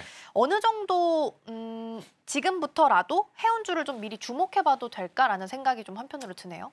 주목은 해봐야 되겠는데 이게 과연 추세 상승을 이끌어낼 수 있을 것인가에 대한 고민을 해볼 필요가 있죠. 단기적 이슈로 봐야 되는 거죠. 그렇죠. 왜냐하면 이제 해운주는 보통 경기가 좋아야 됩니다. 경기가 왜 좋아야 해운주가 움직이냐면 보낼 게 많고 받을 게 많아야 이제 해운주 같은 경우에는 우리가 물동량이라고 하는데 물동량이 많아야 관련주들에 대한 수수료를 많이 받을 수 있기에 그래서 이제 관심 있게 봐야 되는 거거든요. 사실 지금 경기가 안 좋으니까 억지로 경기를 살리기 위해서 경기 부양책을 쓰고 있는 상황입니다. 그런 상황 속에 단기적 그 이상을 좀 기대를 하는 것은 조금은 무리가 있지 않겠는가라는 생각이 들고 있고 오히려 지금 현재 시장에서 어떤 현상들이 나타나냐면 중국배에 대한 수수료가 올라가 중고로 일본과 한국의 배를 그럼 사서 사용해야 되겠구나. 라는 이야기들이 많아져요. 그래서 저 오늘 조선주들이 이 뉴스에 오히려 해운주들보다 더 민감하게 반응을 하고 있는 상황이고 실제로 신조성가는 자꾸 이제 밀리죠. 그런데 중고 성과가 올라가는 이유도 이러한 뉴스 플레이 때문이라고 저는 보시면 될 것 같아요. 그래서 해운주보다는 여전히 조정이 나오게 된다면 저는 조선주를 바라보시는 게 맞지 않겠는가라는 의견을 한번 들어보도록 하겠고 결국 지금 관세에 대한 이야기가 점점 이제 산업이 확장이 되고 있잖아요. 그쵸. 하지만 여기서 결국 끝까지 살아남을 수 있는 산업을 우리나라 입장에서 생각을 해보면 조선일 가능성이 가장 높잖아요. 그렇기에 뭐 물론 지금의 위치가 여전히 부담이 되긴 합니다. 부담이 되는 상황이긴 하기에 좀 급하게 바라보시기보다는 조금 더 길게 보실 분들에게는 오히려 해운주보다는 조선주가 낫지 않겠나? 그리고 지금 해운주를 단기적으로 보시려면 종목을 좀 잘 압축을 해야 될 것 같아요. 아무리 HMM이 좋은 기업이라 할지라도 네. 시가총액이 너무 큽니다. 그런데 지금 미국 지수도 안 좋죠. 우리나라도 수급이 강하게 들어올 형편도 지금 안 되죠. 환율에 대한 압박은 여전히 남아있는 상황이죠. 그렇게 되면 중소형 해운사들이 조금 유리하겠죠. 대표적으로 뭐 흥하해운이라든지 대한해운이라든지 이런 쪽을 바라보시는 게 만약 단기적으로 보실 분들에게는 더 좋은 선택지가 될 수 있겠다는 의견 드리겠습니다. 그러네요. 해운주는 오히려 단기적으로 이슈를 좀 보셔야 될 것 같고 조선은 오히려 긍정적으로 좀 더 끌고 갈 수 있는 부분 말씀해 주셨습니다. 해운주 안에서도 오히려 시총 큰 HMM보다는 작은 종목들 위주로 좀 말씀해 주셨습니다. 아무래도 단기적 이슈이기 때문에 그렇다면 시총 작은 종목들이 좀 더 수익률 높게 나올 수 있다라는 측면에서 조언 좀 주신 것 같습니다. 이번에는 그럼 시총 상위 종목들 체크해 볼 텐데요. 먼저 알테오젠 보겠습니다. 계약 체결했다라는 것도 있고 임상 초록도 잘 나왔습니다. 이번 주에 이제 ELCC 진행하면서 탑라인 발표도 나오게 될 텐데 4월 8일 그러니까 다음 주 지나고 나면 이제 IR도 개최가 예정이 되어 있어서 원래 더 빠질까 싶었던 자리가 항상 생기면 그때마다 반등을 좀 줬던 것 같아서 투자자분들 만약에 관심이 있으시다면 이 정도 가격대 지지받았을 때는 좀 들어와도 된다라는 조언 주실 수 있을까요? 그러니까 알테오젠은 이미 우리에게 보여준 게 워낙 많죠. 그쵸. 일단 첫 번째로는 기술력, 또 이제 그 기술력으로 벌어들일 수 있는 금액을 어느 정도 예상할 수 있게 마일스톤이라든지 계약금을 통해서 우리에게 숫자를 확인을 해줬잖아요.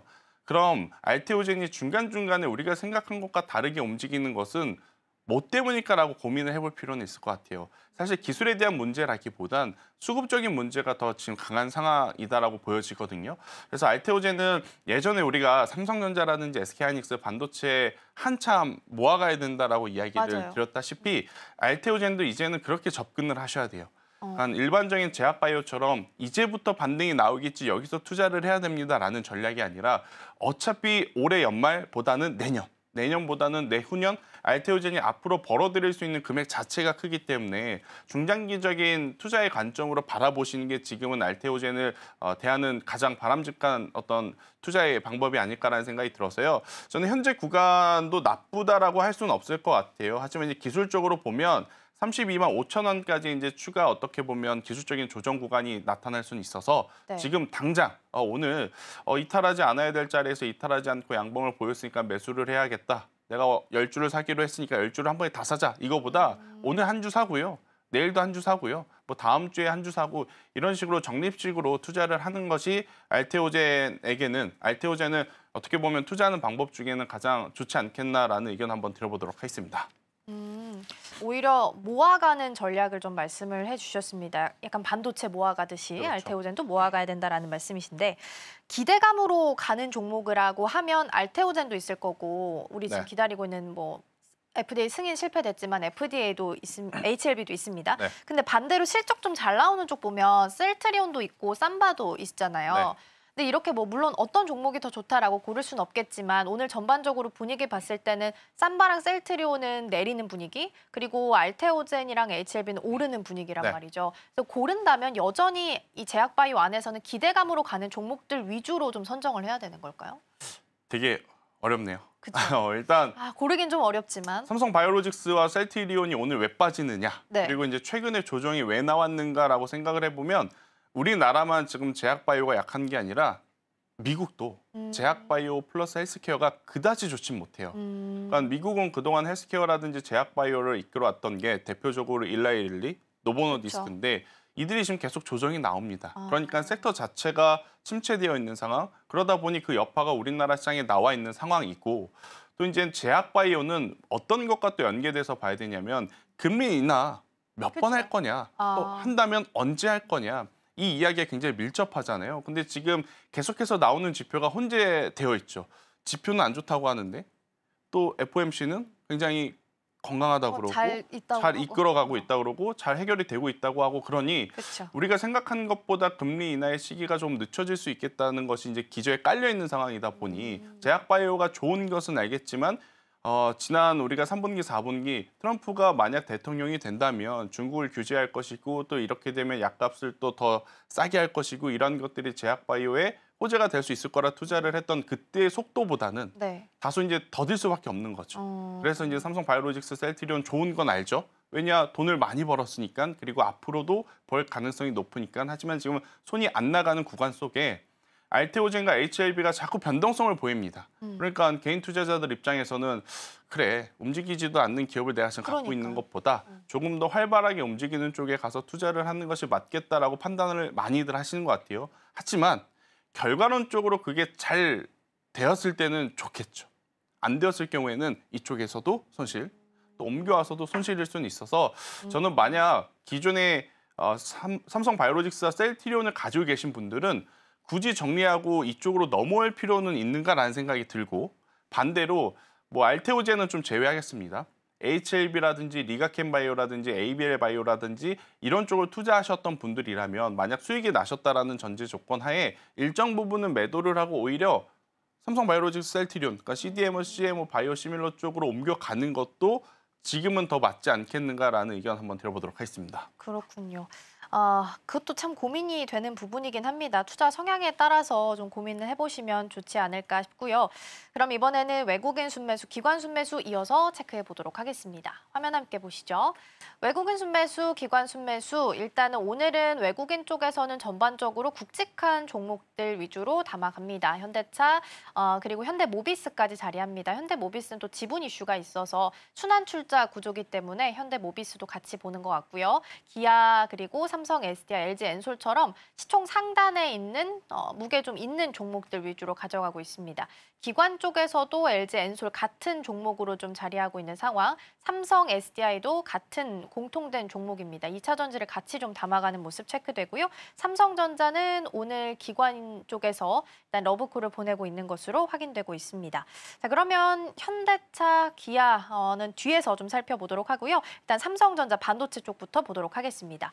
어제 이제 중국이 칼을 빼들었습니다. 네. 고성능 반도체 에너지 효율 그 기준을 상향 조정을 했습니다. 물론 권고긴 합니다만 H20을 타겟팅했다라는 거는 좀 무시할 수 없는 사실인 것 같습니다. 그래서 엔비디아 영향 때문에 오늘 반도체주 전반적으로 출발은 좀 약했다가 삼성전자는 플러스권으로 돌려 세웠고요. 네. SK하이닉스도 낙폭을 조금씩 줄여가고 있습니다. 어제까지 레거시도 좋고 HBM도 좋고 분위기 다 좋았었잖아요. 네. 근데 하루 만에 이렇게 바뀌었단 말이죠. 이게 일시적인 출렁임이라면 반도체 투톱, 특히나 SK하이닉스 같은 경우에는 오늘이 기회일 수도 있을까요? 기회라고 봐야겠죠. 일단 이 뉴스를 좀 역으로 한번 재생을 좀 해봐야 될 것 같아요. 왜 중국의 H20에 대한 이야기를 했는데 반도체 산업이 이렇게 흔들리는가. 지금 중국은 표면적으로 보면 최첨단 반도체를 받고 있지 못한 상황입니다. 그렇죠. 그리고 이제 자체적으로 뭐 조달을 한다 했었을 때 H20과 규격이 비슷한 제품들은 많을 거예요. 그럼 중국 입장에서는 H20이 눈에 가실 수밖에 없겠죠. 자국 제품 혹은 자국 기업들과는 경쟁 제품이기도 하고 미국에서 넘어온 제품이기도 하니까 당연히 여기에 대해서는 부정적으로 이야기할 수밖에 없습니다. 그렇게 되면 지금 전체 매출에 엄청나게 높은 상황은 아니지만 엔비디아 입장에서는 중국도 굉장히 큰 고객 중에 하나입니다. 그렇죠. 그런데 그 큰 고객이 H20에 대해서 규제를 문제 삼아서 안 된다라고 하니 참 골치 아픈 상황이죠. 근데 엔비디아에서는 빠르게 이 이야기에 대해서 어떻게 대처를 했냐면 변형을 시키겠다. 그들의 규제에 맞게 H20에 대한 스펙을 조정을 하겠다라는 이야기를 했습니다.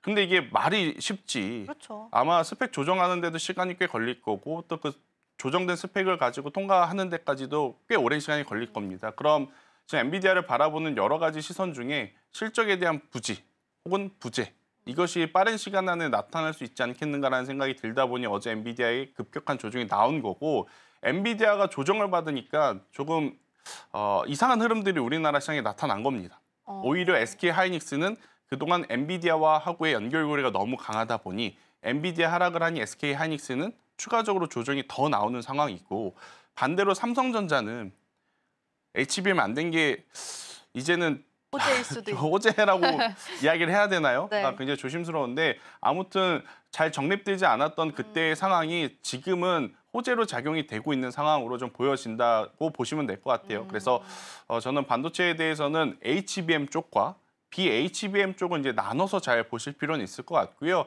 일단 지금은 BHBM이죠. 그러니까 레거시 반도체, 디램, 낸드 플래시 쪽에 시장의 관심이 더 높은 상황이다라고 저는 보여진다고 말씀드릴 수밖에 없을 것 같아요. 우리가 이제 레거시 하면 두 가지의 제품을 이야기를 합니다. 디램과 낸드 플래시. 그렇죠. 근데 최근 2달 동안 많은 분들이 디램에 대한 이야기를 아마 많이 들으셨을 거예요. 디램의 가격이 실질적으로 반등을 많이 했으니까. 그럼 낸드 플래시 가격은 어떤가? 낸드 플래시 가격도 올라오기 시작을 합니다.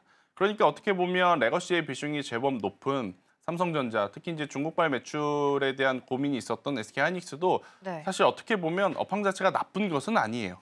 대신 엔비디아의 어떤 주가의 하락이 센티멘탈 쪽으로 미치는 영향이 클 뿐, 그 기준으로 본다면 반도체는 여전히 저는 매수를 해도 괜찮다. 대신에 작년 같은 경우에는 삼성전자가 혹은 SK하이닉스가 5% 10% 간다라고 생각을 하면 반도체 소부장을 투자를 하는 게 좋다고 제가 설명을 많이 맞아요. 드렸던 것 같은데 지금은 반대입니다. 일단 HBM 쪽이냐 BHBM 쪽이냐 어느 쪽으로 외국인과 기관이 강력하게 드라이브를 걸지는 모르니 오히려 지금 만약 반도체를 담으신다면 반도체 IT 투톱 먼저 보시고 투톱 중에 하이닉스가 강하다. 그러면 이제 반도체 소부장 중에서 HBM을 보시는 게 맞을 것 같고 여전히 삼성전자가 강하다 그러면 디램, 레거시 쪽이 좀 특화되어 있는 기업들, 장비주 쪽을 보시는 게 더 맞지 않겠는가? 혹은 플러스 알파로 중국 매출 비중이 높은 장비주들이 있습니다. 주성 엔지니어링, 넥스틴 이러한 쪽은 지금이라도 한번 포트에 편입을 해보시는 게 괜찮지 않겠는가라는 의견 드리겠습니다. 이제는 투톱을 일단 먼저 보고 그중에서 어떤 종목이 움직이느냐에 따라서 소부장은 레거시를 보든 아니면 HBM을 보든 투자 전략을 아래로 좀 세워가시면 될 것 같습니다.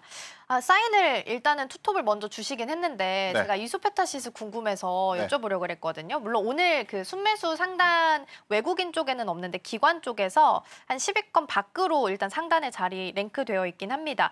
어제 리포트가 굉장히 잘 나왔어요. 네. 그래서 TP가 한 7만 원 정도 이야기가 나왔는데 지금 펀더로만 이제 판단을 해도 되는 시기가 됐는지 궁금해요. 제이오 인수에 대해서 막 노이즈가 꼈다가 이젠 어느 정도 정리가 된 건지 4월 9일이 증자 관련 청약 예정일인데 네. 보유하고 계신 분들은 일단 참여하시는 게 좋을지 같이 좀 조언 주실까요? 일단은 참여를 하시는 것도 나쁘지는 않을 것 같아요. 그런데 지금 이수페타시스가 만드는 게 AI용 가속기잖아요. 네. 그러니까 AI 산업이 일단은 앞단에서 조금 긍정적으로 움직여야 상단에 제한이 없이 더 강하게 움직일 가능성이 높아요.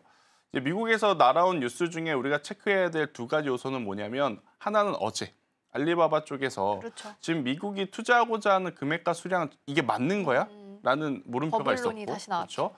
두 번째로는 마이크로소프트가 AI 데이터 센터 짓겠다고 그렇죠. 했었던 그 자리를 안 한다고 이제 계약 취소했다는 뉴스가 좀 나오고 있어요. 그래서 단기적인 수급적인 이슈로만 볼 것인지 투자의 관점으로 볼 것인지는 조금은 더 고민해 볼 필요는 있을 것 같은데 만약 앞단의 대형 기업들이 그런 형태를 계속 보인다면 중장기적인 일단 투자의 관점보다는 단기적인 시세 차익을 노리는 매매 전략이 조금 더 적합하지 않겠는가. 저는 이렇게 설명드리겠습니다. 그러네요. 그렇다면 AI에 대한 투자 환경 자체가 좀 긍정적으로 변화될 때 다시 좀 긍정적으로 이 종목도 네. 바라볼 수 있지 않을까 싶습니다. 자, 그럼 이어서 오늘 올라오고 있는 테마들도 정리해 보도록 하겠습니다. 화면 함께 살펴보도록 하겠습니다. 첫 번째 테마부터 보도록 하겠습니다. 2차 전지인데요. LG 엔솔이 오랜만에 이제 어제 강세를 보였습니다. 건식 공정에 대한 이슈, ESS 이슈도 있었고요. 회장님의 발언도 있었습니다. 어제 굉장히 강세 보였었는데 LG그룹 전반적으로 긍정적으로 바라볼 수도 있을지 함께 보도록 하겠고요. 두 번째 테마 열어보겠습니다. 두 번째는 방산입니다. EU에서 전쟁이나 팬데믹에 대비한 통합 전략을 발표했다라고 합니다. 사흘 동안 버틸 수 있는 필수 물자를 비축하는 걸 권고했다라는 내용도 있고요. 영국이랑 스웨덴 쪽에서는 이제 국방비 증액에 대한 이슈도 있는데 근데 무기를 사는 데 있어서는 바이 유러피언 정책이 좀 있는 상황이라서 이 부분에 대해서는 어떻게 고민을 좀 해보면 좋을지 함께 이야기 나눠보겠습니다. 마지막 테마 열어보시죠. 마지막은 자동차입니다. 아마 오늘 아침부터 많이 이야기 들으셨겠지만 미국 이외 국가에서 만드는 모든 완성차에 대해서는 25% 관세를 부과하겠다라고 이야기가 나온 상태입니다. 어제 이제 미국 시장 개장 전에 경계감 속에 움직였다가 장 마감한 후에 발표 나오고 나서 시간 외에서 관련주들이 우르르 좀 하락하는 모습을 보이기도 했었는데요. 이 부분도 같이 점검해 보겠습니다. 자, 본부장님 이렇게 세 가지 테마 열어봤는데 네. 어느 쪽부터 먼저 점검을 좀 해볼까요? 일단 자동차 아마 많이들 볼까요? 궁금하실 네. 것 같아서 자동차 이야기를 해보면 결론은 이겁니다. 걱정하지 말자. 관세 맞는다 그래서 실적이 물론 이제 많이 훼손이 될 수는 있겠죠. 그러니까요. 하지만 상호 관세라는 것에 저는 초점을 둬야 된다 생각이 듭니다. 어느 나라에 어떤 한 브랜드에만 관세가 적용이 되는 것이 아니라 지금 미국 외에서 생산하는 모든 브랜드와 모든 제품에 대한 동일한 관세이기 때문에 어느 하나 반사 수혜를 받을 수 있는 기업은 없다라는 거죠. 그래서 이제 결국 가장 중요한 포인트는 현대차, 기아가 지금까지 미국에서 해왔던 듯이 판매 대수만 잘 지켜주고 잘 성장시켜주면 괜찮다라는 이야기를 한번 들어보도록 하겠고요. 네. 대신에 어제 이제 30조 이상, 거의 40조에 가까운 돈을 투자하겠다고 해서 그러니까요. 반등세가 강했는데 하루 만에 트럼프가 이런 이야기를 하니까 굉장히 좀 속상하실 것 같긴 해요. 이 뉴스에서 이제 우리가 체크를 해야 될 부분은 뭐가 있냐면 네. 자, 현대차가 앞으로 30조에서 40조를 투자를 할 건데 그 현금을 어떻게 마련할 거냐. 일단 투자자 입장에서는 객관적으로 봐야 되니까 그렇죠. 이걸 만약 하나 에어로스페이스처럼 유증으로. 삼성 SDI처럼 주주들에게 달라고 하면 어떡하지? 이 부분을 한번 꼭 체크를 해야 될 것 같아요. 그러면 이 부분을 어떻게 체크를 할 수 있냐면 판매 대수가 계속 늘어나면 현대차 내에서도 유상증자를 하기에는 굉장히 껄끄러울 겁니다. 뻔히 지금 기업이 돈을 잘 벌고 있는 상황임을 알고 있는데 네. 여기서 뭐 유증하는 기업도 있었죠. 무튼 그렇다고 해서 현대차도 똑같이 하기에는 어려울 가능성이 높으니 우선 자동차주 투자하신 분들은 수출 데이터, 판매 데이터를 꼭 한번 월별로 나오니까 이 부분을 꼭 체크를 하셨으면 좋겠다 생각이 들고 있고 두 번째로는 뭐냐면 일단 주주들한테 돈을 빌리지 않고 자금을 조달해서 공장을 지었다라고 가정을 합시다. 그러면 도대체 몇 대를 몇 년 동안 팔아야 여기에 들어갔던 투입금을 다시 환수할 수 환수는. 있는지 이 부분도 좀 고민을 해볼 필요는 있을 것 같아요. 미국 내에서 팔았을 때 정말 베네핏이 하나도 없다면 현대차에 대한 투자 물음표가 붙을 수밖에 없거든요. 근데 아직까지는 미국에서 생산을 하면 관세 혜택에서 자유롭다 이거 외에 추가적인 베네핏은 나온 것은 없는 것 같아요. 근데 이것들이 좀 나와줘야 조금 더 주가에는 강력한 어떤 상승 모멘텀이 될 수 있으니 이 부분을 꼭 체크하자라는 의견. 우선 지금 상태에서는 현대차, 기아 같은 경우에는 실적 대비 주가가 좀 낮은 편이었기에 너무 걱정하실 필요 없다 의견 드려보도록 하겠습니다. 아직은 걱정할 필요는 없겠지만 판매 대수가 잘 찍히는지 수출 데이터 꼭 체크해 보셔야 될 것 같고요. 그러면 일단은 걱정 없다라고 말씀해 주셨으니까 현대차는 투자 네. 발표도 있었고 해서 여기에 있어서 관세 영향을 좀 덜 받는다로 정리할 수 있어요? 도의적으로 이건 그냥 저의 개인적인 생각입니다. 발표하고 하루 만에. CEO가 가서 1조도 아니고 30조, 40조 투자하겠다고 이야기를 하고 악수도 하고 인터뷰도 했는데 뭔가 완화가 된다면 현대차부터 좀 풀어주지 않겠나라는 생각이 들어서요. 조정이 나올 때 조금씩 한번 담아보는 것도 괜찮다라는 의견 드리겠습니다. 그러면 이제 내용 중에서 일단 완성차만 해당이 되거든요. 그럼 네. 부품단 담으셨던 분들은 아직까지는 여기에 포함이 안 됐으니까 영향권에서는 좀 벗어나 있다라고 네. 보실까요? 영향권은 벗어나 있을 수 있는데 산업 구조를 알면 영향권에 완전히 벗어났다고 할 수 없는 거죠. 그게 무슨 이야기냐?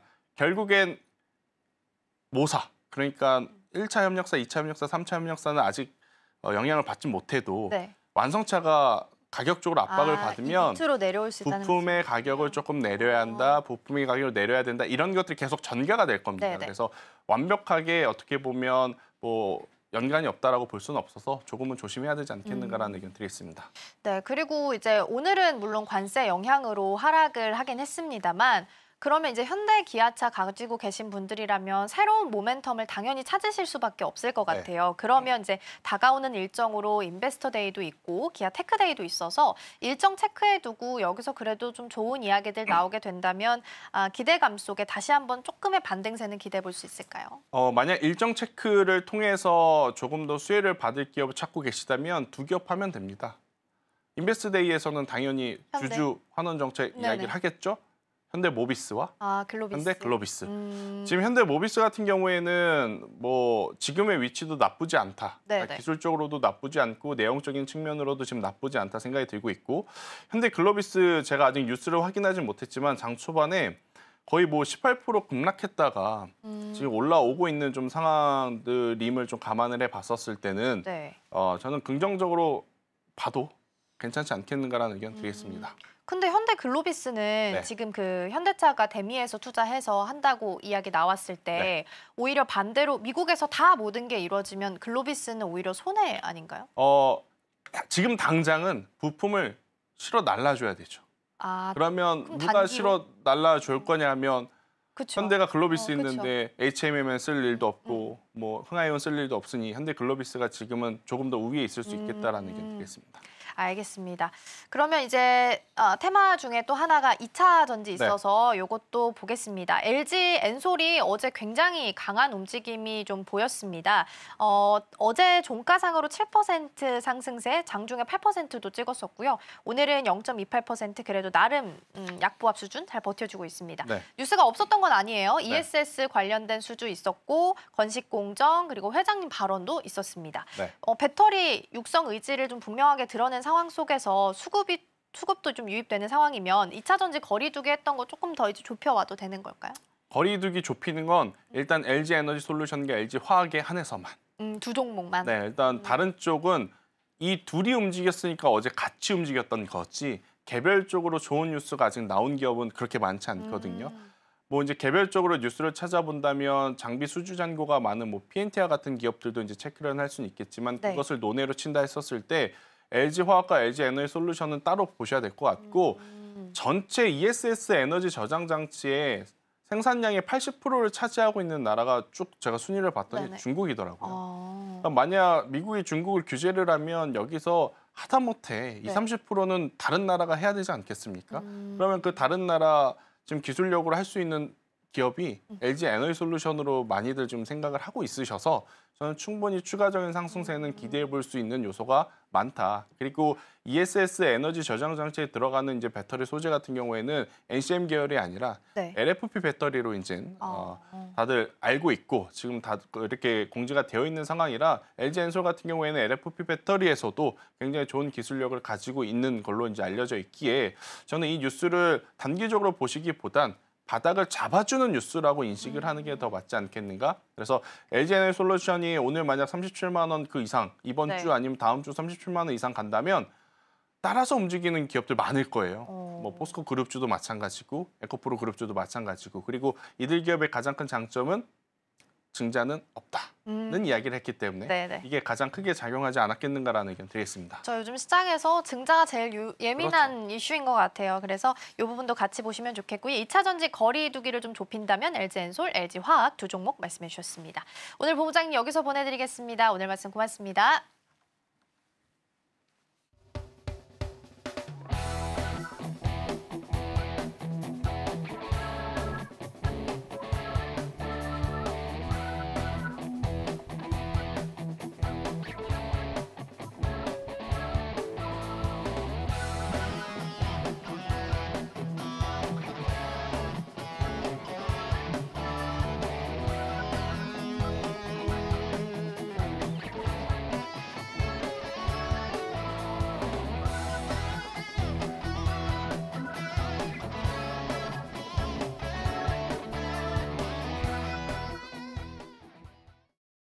네, 오늘 나름 그래도 잘 버티는 시장입니다. 코스닥이 마이너스에서 어느덧 강보합으로 플러스권 전환시켰고요. 현선물 외국인 투자자가 던지고 있긴 합니다만 오후장에서 매도폭 줄일 수 있을지 함께 보시면 좋겠습니다.